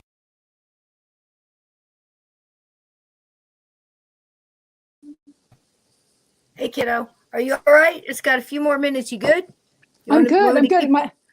Keep playing it. My daughter. Does it sound familiar? Does it sound familiar? Yes. This is like the first time where I put it all together, seeing it coming out of the kitchen. It was double doors. You know how you're bartending, you're looking in the mirror, you get used to talking to people while looking in the mirror. They're behind you, sitting at the bar. Mm-hmm. That's what that mirror is all about. So it started back in the old West when everybody could watch their backs, basically. Yeah. You know, and it Wow. works. And I would see sometimes the doors, they were the double doors you'd push to come out of the kitchen, Mm-hmm. you know, industrial, everything stainless steel, just, you know, typical old hotel, shitty bar, you know, dark bar, Ted, Glenn. But anyway, I would see sometimes in that mirror, the first time I saw this blob in the mirror, like behind this guy, I thought it was a dirty mirror. And then it moves. And I can't explain why I'm seeing it in the mirror and not, you know, when really you turn around, there's nothing, you know, it's just, but to see people change like that, you've seen this too, right, Lynn? I have my father many times. I think that I had mentioned before on another program with you that, you know, a lot of times my parents would get into arguments and then all of a sudden my dad's eyes would go black. Oh, you know, shit. Yeah, his eyes would turn black and his voice would change to this almost growling sound. And I mean, and he went after my mom with a steak knife and almost slit her throat with it. And he was grunting and growling over her when that happened. But I had seen that happen with him more than once in the house that we were living in, that something just possessed him that was very angry and very, very, very negative that way. Now, see, I would call that, and for some reason, and I can't explain why, maybe you can, I would consider that almost like a more of a possession yeah than a jumper. And no, you're right. But I don't know why. You're you right. know, but I do make that distinction, you know, almost involuntarily. And no, and right. I don't, there's something there about that. You get what I'm saying, Jack? Yes. It's like, it's almost, I don't know if it has to do with, it's not necessarily that the jumper is a good guy, if you want to put it like that, but it's not necessarily always a real bad guy too, even though it's jumping in and making your body do something involuntarily. It seems like it's a short time. I understand from you know, one of the wildest things just off the top of my head that's happened is the time that I was trying to help a loved one who was deep, deep, deep, deep, deep into the rabbit hole of drugs and deception and debauchery and divorce, you know, and, you know, this person, I mean, you were at your absolute, you know, you were in a spiritual warfare for this person's soul. I shit you not, you know, I couldn't get any plainer than that, you know. So I'm trying to tell this person that they have the fight, they have the right, you know, to fight and to win. You know, basically on faith.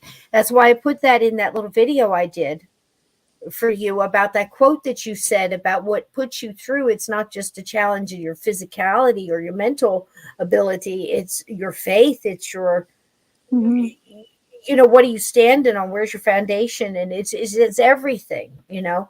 Yes. But you know, to see these people, you can't say it's good that somebody would hang out at a bar to jump in somebody else to start a bar fight. I'm not saying that, but I say it seems different than a possession of something that never was human, that is in there to kill you. Basically, we just saw clips last night of the Smurls. God bless them. It's a short little. It's a actually a darn good movie made for television from a real family. I think 4 teenage girls and a mom and dad. Dad goes to work. Mom pretty much stays home. Live in a duplex. His mom and dad live next door.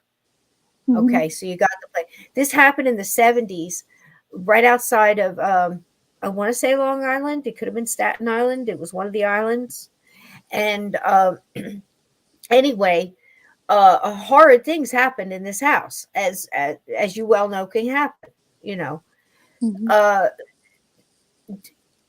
It rang true to me because of the dad who went through so much and then came out and said he was going through these things as a dad in the early 70s, nuclear family. Well, actually more so, with 4 kids and a dog, you know, little picket fence, to come out and admit to these things, much like I did with like the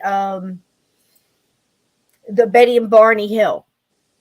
With the UFO, I believe them because it was so much of a tragedy to come out and admit these things, what they would go through in their life, to add to the experience that they already been through. Takes a lot of cojones. Yeah. I mean, let's just say it like it is. So I tend to believe those a little bit more, because why would you put yourself and your family for decades through something like this if it's not true, as you well know yourself? Yes, that's true. So yeah, so I'm looking at that whole thing with, you know, how a possession and the fight for the spiritual warfare involved, it's the next level. To a guy jumping in somebody to taste a beer or slap a girl on the butt sitting at the bar to make her slap the next guy and then pop back out. You know, this guy that I'm telling this story about, and again, this story comes from, it's the chapter, Jumpers, Grinners, and a Shot of Tequila, No Salt. And so much more happened at this bar and others that now I can group together and put in a semi-group, you know. And I just love that you're listening to it, because I want your opinion, your vantage point from the things you've been through. Because even when I was writing this, Lynn, I'm looking back over it and trying to, you almost relive the experience. And you look at it in a different way with this consciousness at this point in time. And you unpeel so many things, you know. That's true.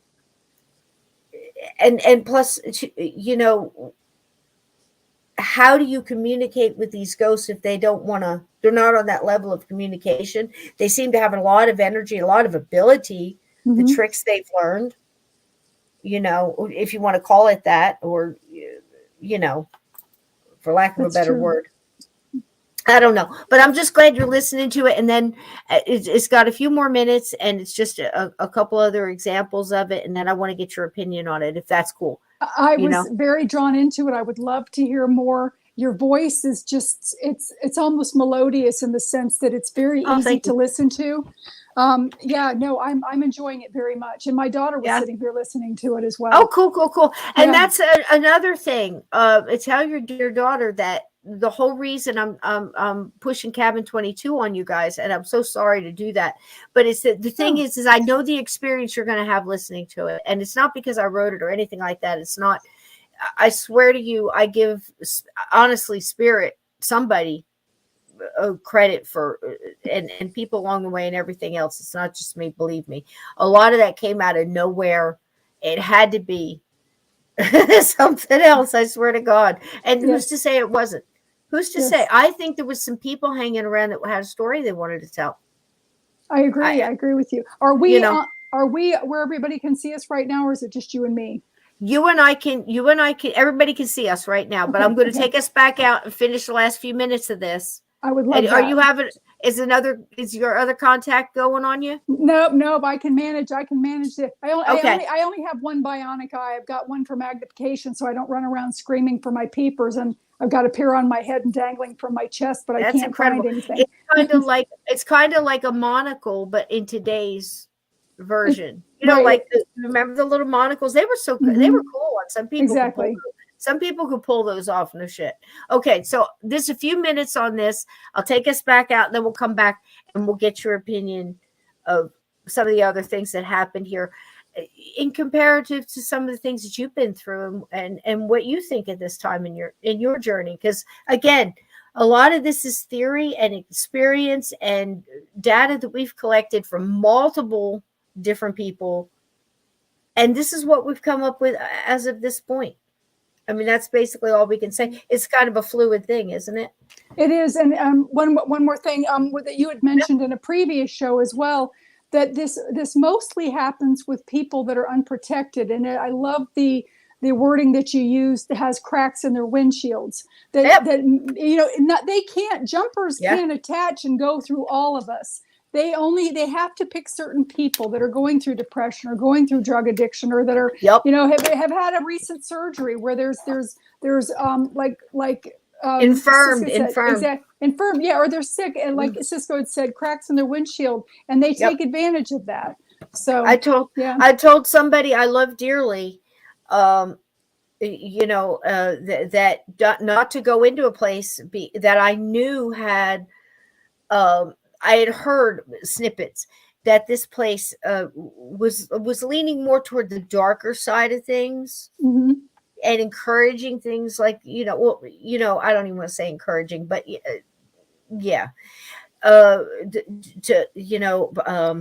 provoking and leaning towards and emphasizing more on, every time a board creaks, it's a demon or some other, the bleeding skulls and all that shit. You know what I mean? It's a different atmosphere than something that's all more spiritualism and nature and chill, kind of like the difference between a real dark place and that wherever that tapestry behind you is, because that looks gorgeous. I wouldn't mind going there. Looks like like an Italian garden or an English garden in bloom. It's beautiful. It's beautiful.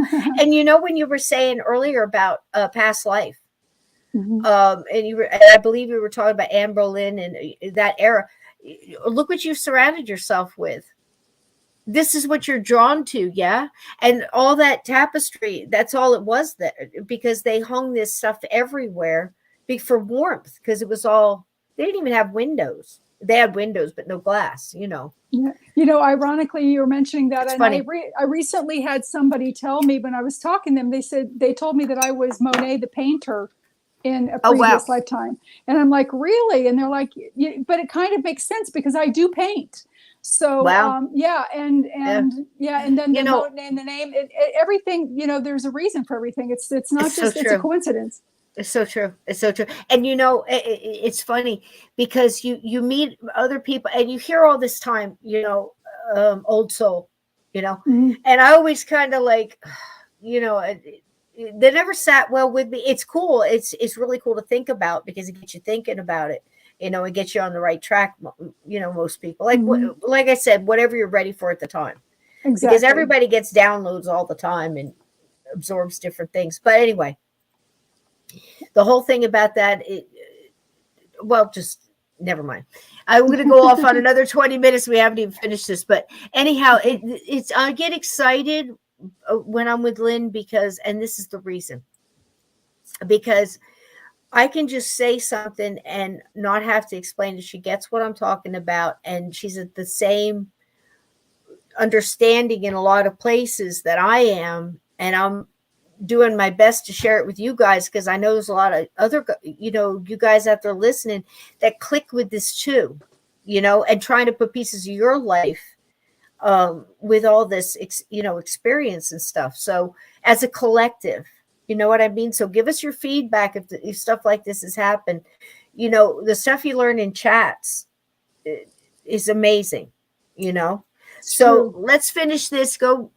I think you said you had to fix your eye. God bless you. I'm sorry. No, you're going fine. through so much. And I'll take us out. We'll finish this and we'll come back and get your view. Okay? Sounds Here great. we go. Here we go. Here we go.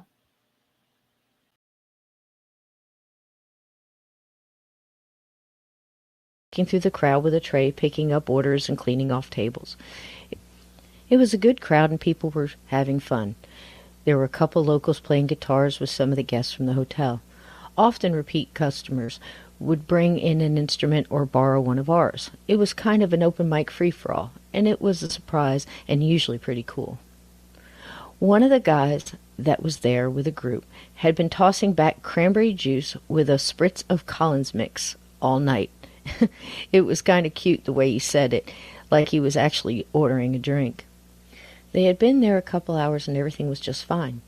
I was picking up the table a bit while 3 of the others from the table were doing something close to dancing to a fantastic cover of Wild Horses from a makeshift band on the stage. I looked at the guy who had been drinking the cranberry and asked if he wanted another. "Shot of tequila, no salt." I gotta tell you, I almost dropped the tray. At a loss for a response, I said, "What?" He repeated it and smiled a smile a grinner would be proud of. He tossed $2 bills on my tray and added, "And change for the pool table." I was stunned on my feet. "Gold?" I asked, understanding where we were going here, but hoping we weren't. "Yes," he said, and it almost came out in a hiss. What do you do when you think you know something, but you just aren't sure? What do you say to the guy? You get the shot and the change and hope you're crazy, is what you do. It was busy that night, so I wasn't able to watch his every move. Just a little while later, the other bartender had got him another shot. I told her to keep her eye out for, I don't know, a white mist? Odd behavior? Just anything odd. He absolutely wiped his mouth with the sleeve of his suit jacket. Pretty darn odd, I'd say. Which he had promptly took off, rolled up the sleeves of his white shirt, removed his tie, and headed for the pool table. Now he had another shot in him, and was cleaning the pool table one ball at a time, while another guy stood by and watched holding a pool stick and waiting for his shot. I was pretty sure wouldn't come. Like I said, it was busy, and you keep going. I saw him again sitting at his table, one of his office buddies sitting with him talking to him. His head was down. I walked over. "You guys finished for the night?" I asked, taking the guy's tie out of one of the beer glasses and squeezing out some of the beer it had absorbed. I placed it in front of him, his head still down. The other guy said that his friend had a headache and to go ahead and pay the tab. He handed me a credit card, and I made sure someone else was driving. "I'm driving," the friend said. "We just up the road." "Good," I said. He's probably going to need some aspirin. Tequila will do that to you." "Tequila? He never drinks tequila." "He sure did tonight. I'll get your tab." I did, and they all left. I couldn't help looking around by the kitchen doors, but saw nothing. I switched jobs not long after that, but another night it happened again. All very similar to these other two, except it was an older woman, and for some reason it just seemed creepier. It was a shift change, and I had somewhere to be that night. I was in a hurry to get out. I was there long enough to hear the order given to the other bartender, and looked briefly at the lady in the mirror as I grabbed my purse and pulled down the bottle of Cuervo Gold and pushed it toward the bartender. I so wanted to say, she's going to want change for the pool table. But I didn't. I just got out of there. I didn't have a solid idea what was going on here. I didn't know the people I know now that I could talk to. I didn't own a computer then, and you just had to go through books till you could find something that matched. It's somewhat different now, as far as people being able to talk about these things in certain circles. I can tell you often they look for people who are easy targets, weak for some reason, depressed, sad, or otherwise down. I have no idea what the white mist was, but the incidents explained here were not the only things that happened in that place. There were often things thrown around the kitchen, or the doors flapping open and closed just behind you, when no one else was around. I never bothered asking too much about it. Like I said, times were different. Not everyone handles this kind of information the same way.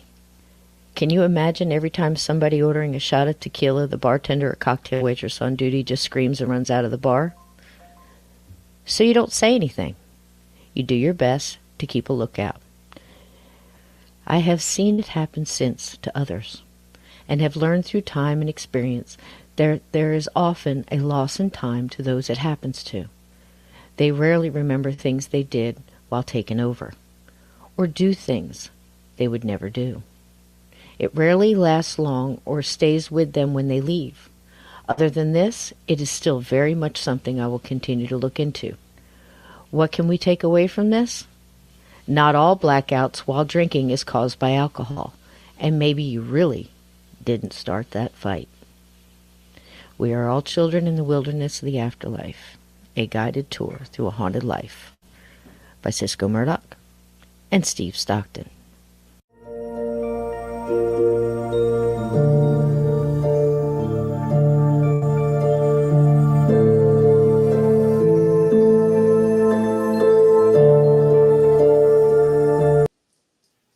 There you go. Oh my gosh. Is it just you and me now? Or are we still on with everybody? We're on. We're here Okay, with the perfect. chat and all these Okay. lovely people. Yay. We're good. There you go. How's your eyes? We're good. I'm fine. Okay. Yeah, Okay. yeah. I had cool. like the air conditioner blowing, and I think that's what was making it. Oh man, kind of dry. I can't imagine. I put up with this stuff because I just can't put anything. I've been very lucky over my time, and my grandmother, God bless her, she was. I'll tell this real quick, and then we'll get back to the thing. It's just a human interest story. She was born in 1890, so somewhere around just the turn of the century there. She was playing, I guess, hide and go seek or some kind of thing with the kids outside, and doing some kind of playing war or whatever with sticks. And when she was 8 years old, they poked her in the eye with a stick. And she lived her whole life with that, where you have that just one eye missing. How hard it must have been for this young woman to grow up like this. And the best attitude. I'll never forget it though, but I think it's always made me very, I've been lucky, I mean, so many stories like that the people went through back in the day, Yes. Remember your grandparents, my aunt, I can make everybody in this chat just cringe. I bet I could do it. Might as well. It's Halloween. Here we go. I'm going to make you go, like this. First of all, I could do it real quick by just saying, imagine yourself chewing foil. Ew. That sends a or somebody with the fingernails on the chalkboard. I think the foil thing, chewing foil, or you scrape your top of your teeth with a fork, like by accident. It just sends shivers. Sends shivers down my spine. But another one is shoot. Never mind. It left my thoughts. So give me your idea on the jumpers at the bar. I have seen it from a different angle. Okay. I've seen the jumpers at the bar. I have seen them trying to go into people. They stand there like for the drink and things. But I think it's Yeah. absolutely amazing your take on it, because that gives a whole picture now. I only had part of the puzzle. You've now added another piece, and that totally makes So cool. sense. I've heard of people that have done similar things to what the ghosts that kept coming and doing, and all three of those people with the tequila and the change for the pool table. I've heard of that Personality. happening. Yes. And consistently. So it definitely was apparently that soul lingered in that bar, and Yep. and maybe lived there even. So Oh it's man. impressive. But I have seen them, what you call the jumpers, I've seen them do exactly that. I just never, it's usually I'm passing a bar to go to be seated, or I'm Yeah. type thing. So I'm not Mhm. they're not a patron. I'm not interacting with them, but yeah, Yep. I've Yep. heard it happen. Absolutely. It's like when we talk about this stuff, it's like all these things just fire off at once. That's why I'm losing my thoughts and everything else, because I'm just like, my mind is fired in so many different directions, because there's like this energy bounce. You know what? Do you know what I mean? And it's also off the chat, because people in the chat are getting it, and putting pieces together from their own experiences. And that's what it's supposed to do. Can you imagine having this 25 years ago, 30 years ago? But again, wow. You look at the evidence, and really, I don't think it's like we were talking earlier about, we have more evidence. Of course, we have more of the same type of evidence, is more what I mean. It's like we have more Bigfoot imprints. We have more stories and witness accounts. We have more people that have seen the chupacabra. We have more, that sees, whatever these humanoids in Chicago are, or just different stuff. Shadow people, Hat Man, all this stuff, and they're able to come together in, Substack or Reddit or whatever it may be, podcasts, and tell the stories, and are getting out there faster and more of it. But it's really, break it down to category, it's really more of the same that we had going all the way back. It is, but there was no support system for it. So true. You could, it's more, you're granted, it's the same things happening over and over, but for more people to be able to be validated and to be able to plant seeds, and more of an awakening that is starting to happen with all of this thing. So, and people being able to understand the information. Exactly. And a lot of times discern. You go. Being able to discern as well.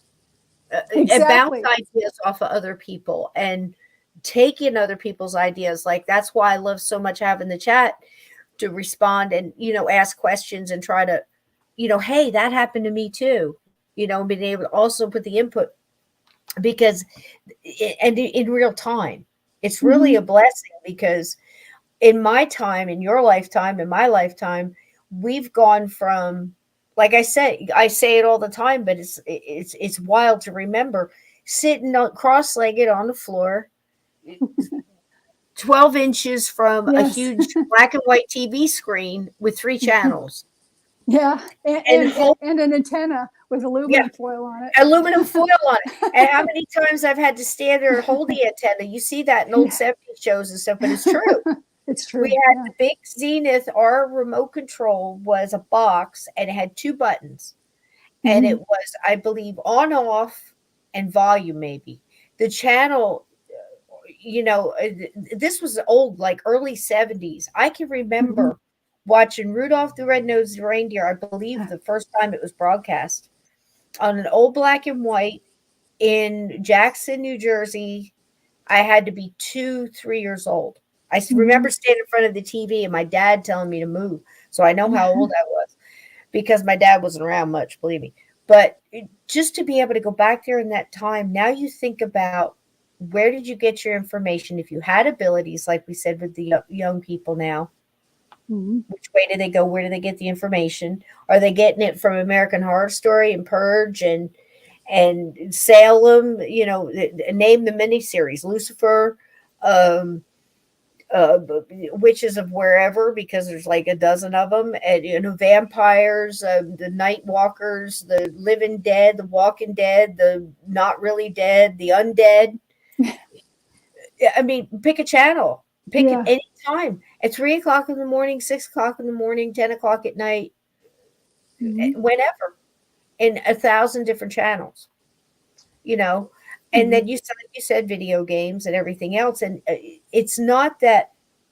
It's not, I don't feel what I'm saying right now is exactly the same as in the 70s when the moms and dads were listening to records backwards, and Ozzy Osbourne was telling you to kill yourself or whatever. As Led Zeppelin, I forget what they were saying. Paul is dead, and Led Zeppelin had hidden messages. And I looked at it differently as a teenager than as I kind of laughed and said, go ahead and censor it. It'll outsell everything else, because I knew Mhm. that that's what would happen when they put the label on it. But I look at it now and I see there's, it, it's also spread out in this vast amount of choices. Like going to Right. the grocery store compared to, say, a third world country. I hesitate to say that because, look in the mirror country, right? Mhm. But a third world country, just such argument's sake, say they might have two choices of toilet paper, one or two toothpaste, maybe one Mhm. brand of coffee. Where we go down, there's a whole friggin' aisle of Yeah. choice. It's Mhm. almost too much sometimes, and Mhm. it's the same type of thing with entertainment, music, Mhm. movies in our lifetime. Think about it. And I think this is relevant to the subject, Mhm. maybe not so much jumpers, but definitely paranormal, supernatural, and spiritual warfare, which definitely there is all the time. Mhm.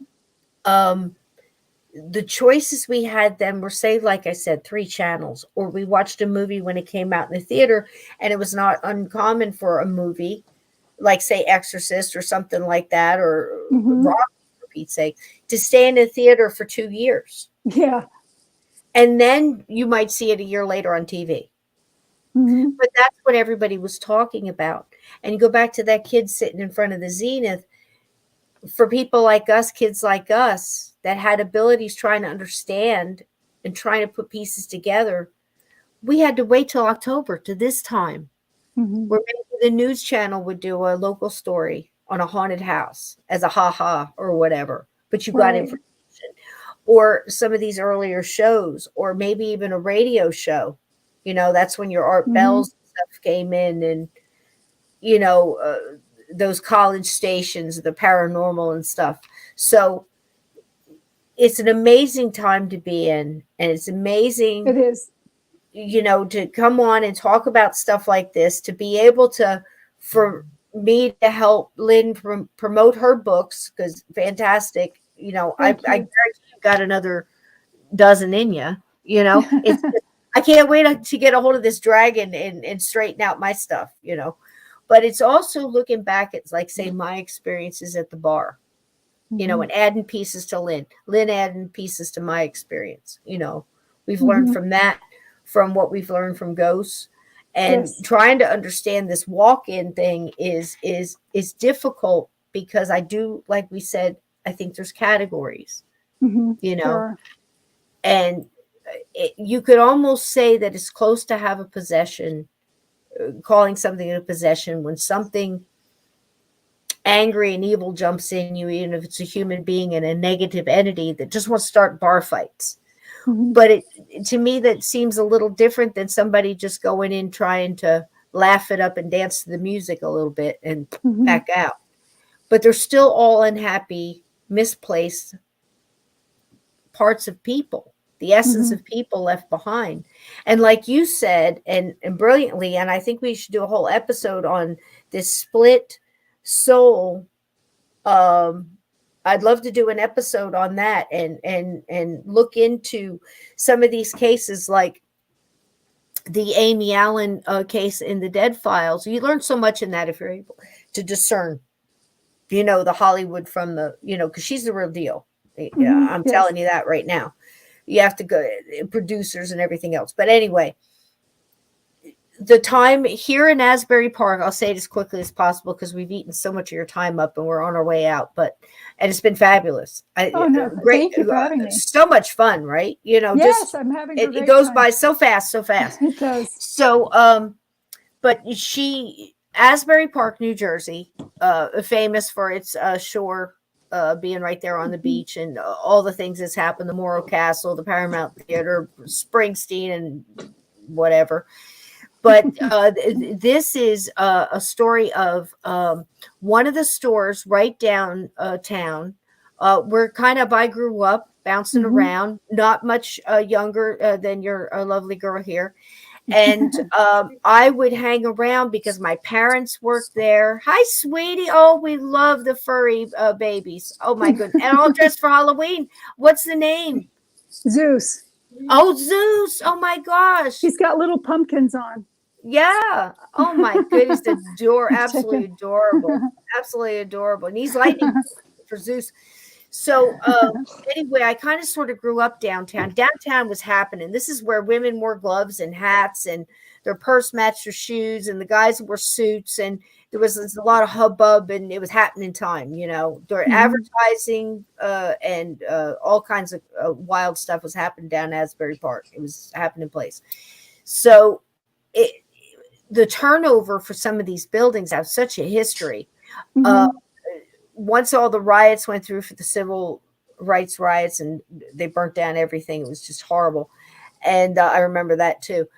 But it rebuilt up, and now there's like $1 million apartments out of the rubble. It's flipped now. Yeah. But during these times, all these restaurants would come and go. One of these restaurants also had an antique shop in it. Oh, thank you so much, Barbie, for that super sticker. Thank you so much. That helps the show, and I appreciate it. Anybody who wants to give a super sticker, everything is accepted. Also, tpublic.com, and my PayPal is up there as well. So help any way you can. Just give it a thumbs up. Yes, definitely give it a thumbs up too. Yeah, please do it on your way out, or take the time now as we're heading out. But thank you so much for the super sticker, and subscribe. Yeah, and share it out to your friends too, because here's the thing. It's Halloween. So if you're the type of person that has to keep this stuff kind of like on the down low, and you don't want to really feel comfortable sharing it on your, social media, whatever that may be, in the inner tubes. And now's the time you can do it incognito, kind of, because it's Halloween. So you're just sharing Halloween stuff like, hey, this is cool, Halloween. And that's another thing that this Saturday night thing is for. If you watch these things, this is something that you can have around like the kids, because it's old stuff from like sightings and unsolved mysteries and the wonderful, the extraordinary out of Australia, and a couple of English places, and newscasts, and just old classic cartoons and things like that you could actually play during like a Halloween party or an office party or whatever, it's in the background, shopping for costumes, whatever it may be. So it's got that kind of Halloween ambiance, and that's what I kind of made it for too. Or it's just good to sit down and listen to. So can you give where were we? Can you give the time on the Saturday, the Saturday 7 night? p.m. 7 p.m. time? Yes, Eastern 7 time? p.m. Okay. Eastern time on the Saturday night. It's the extra episode per week we're doing up until Halloween. October 24th is when the Cabin 22 starts. Lynn's going to be here for some of that. I've got a trailer for that, and I was going to play that on the way out. If you've never seen this trailer, it's pretty good. The only thing wrong with the trailer is it's really to introduce chapter 6, but I'm using it now because it was kind of cute, and I just reused it. But it's for the whole chapter. I mean, the whole 14 hours, is included. But this is basically everything that's in it. You want to see that on the way out, Lynn? I would love to. Okay. And again, Lynn's books, lynnmonet.com. Get them there, right, Lynn? That way she knows what you're getting and you're not getting ripped off And on Amazon. I can sign them for you. I can autograph them for There you. you and go. Send them out for me. And thank you again so very much for having me. Oh, I've this is so enjoyed it. much fun. And it is. And everybody, I'm sorry I couldn't see any comments or anything, but I love you all. And thank you so much for We'll set it for up being next with time us. you can see them. Okay, that sounds We'll great. talk about how you can do that. If you pull up the YouTube channel and you just turn down the sound, you can watch it on a laptop or a tablet or another phone, like somebody else's phone, and just you can see all the comments right there. And we'll set it up that next time. If that's what we have to do, that's what we have to do. But this is a thing now. Again, October 24th, we're going to do it in 7 nights. Lynn's going to be here for a couple, and for the Halloween bash, don't forget it's a secret. It is Steve Stockton's birthday on Halloween. Oh, He is Mexican now, and he is going to spend Halloween trick-or-treating with Sandy, the wonderful, beautiful Sandy, the smart, everybody in this whole family is just amazing and talented. Lynn, you're going to get to know everybody. I'm glad. But they are going to be trick-or-treating live from their driveway. Sandy last year gave out 80 pounds of candy. Wow. That's how many trick-or-treaters. I think they bust them in there. So we're going to do live ghost stories from the campfire with Mr. Stockton on his birthday. We're also going to have costumes and dress up again and celebrate and have like old Halloween classic cartoons and things like that involved all throughout. Call in. I'm going to give the link so people can come in and tell their ghost stories or their experiences. So share. That's the night to shine. Think about now if you got a story, jot it down if you need to, and call in that night. And it's all in the family Halloween, and nobody does Halloween like Cisco. I'm telling you right now. We got ghost stories out the yin yang, hours and hours and hours, and everything else in between. Great guests between now and then as well. And of course, Mr. Donnie Cho is going to be back, and we've got a little something in the let's say the cauldron for Halloween, and we're working diligently on research and digging up and out of the rabbit holes and everything else for you guys. So we're going to be doing that. It's going to be a big episode, and I have a great guy called Riding with Spirits. He's a Harley rider and has been all his life a psychic. You probably just absolutely enjoy him, Lynn. He's coming on as well. So we got other surprises too. So this is one of the things that we're doing. And Lynn, you're going to listen live with us, aren't you? Wherever you may be. Yes. On the nights that we do it, and maybe jump in the chat and stuff. And I'd be I'm happy to. seeing what you think about it, and especially your daughter too, because there's some characters in here I really think she's going to love. And I can't wait. Yeah, I think she's really going to dig it. So here you go.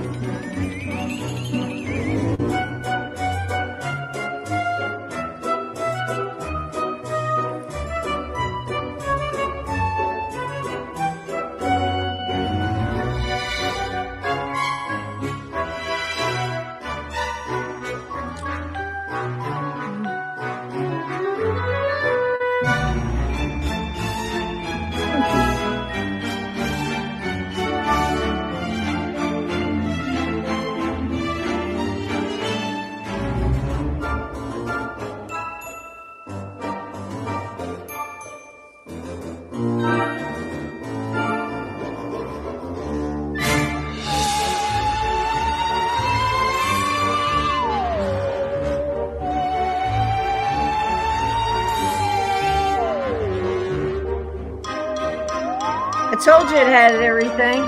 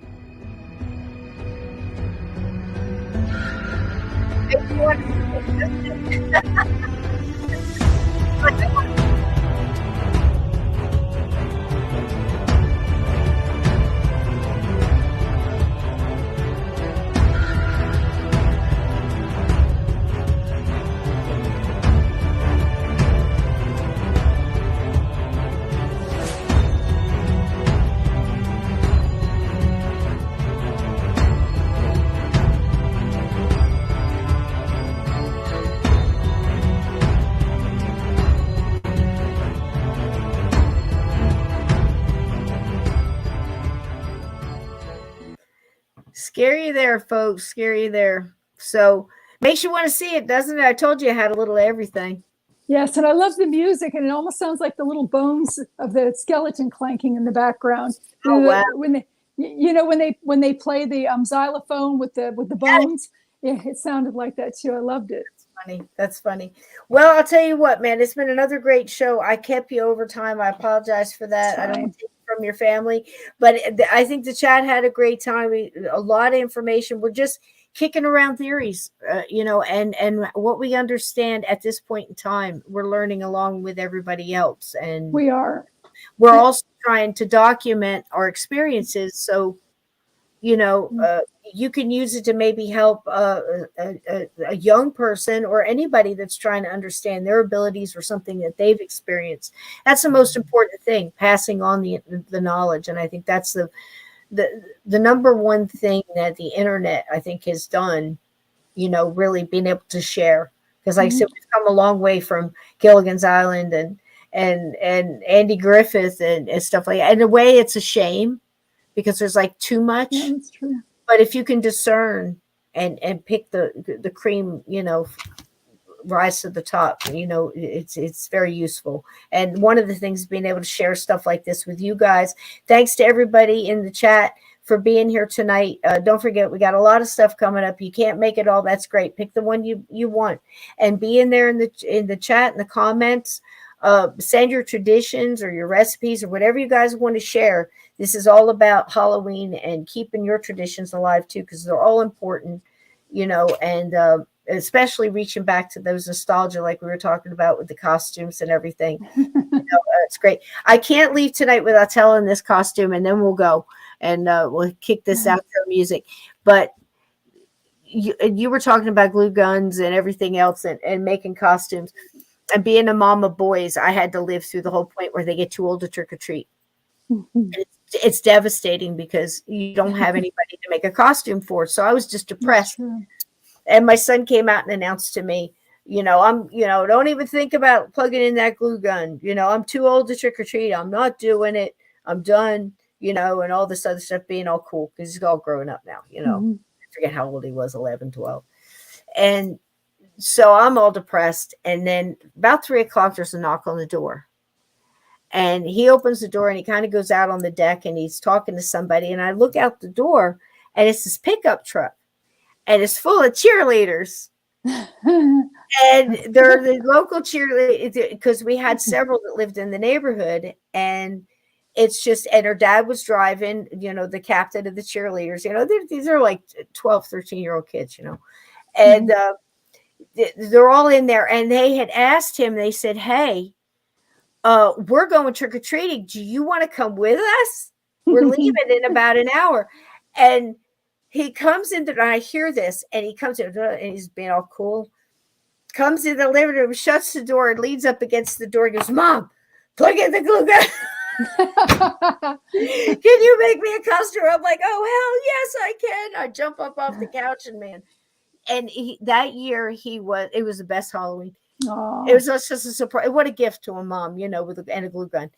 But that year he went as one of the baseball Furies, and you never seen a happier trick-or-treater in your entire life, man. It was a Halloween story. So there you go.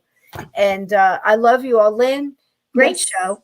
Thank you for your knowledge and your kindness and wanting to share this out with people too. And we've only scratched the surface. You're going to be back. And thank you so much for providing the forum. And it really, nobody is wrong here. Everybody's coming from their point of view, and they all come together. every one of us are a piece to the puzzle that makes this beautiful picture. So yeah, thank you so much for creating this forum for people to feel comfortable to be able to do that Oh, as well. it's a pleasure. I thank you so much for having me back, and I consider all of you my family. There you go. It's great. And Lynn's books again, lynnmonet.com. You know, there's more to come, and the ones that are out there are great. The reviews are great. Go in there, get it, and go back and give her a review too, because that really helps, helps out quite a lot. And you might even get an autograph. So talk to Lynn, and hook up with her on Facebook or go to her website, and there you go. And it's been a pleasure. And we are out of here tonight, sweetie. Take care. Thank you so much. Can't wait for the Halloween coming up. I'm glad you're going to be a part of it, and your daughter as well. So it's a pleasure meeting her as well, and a little dog too. All right, man. I love y'all. Everybody stay safe out there. Be well. Keep your feet under the covers. Keep your closet door shut, because there are things that go bump in the night. Good night, everybody.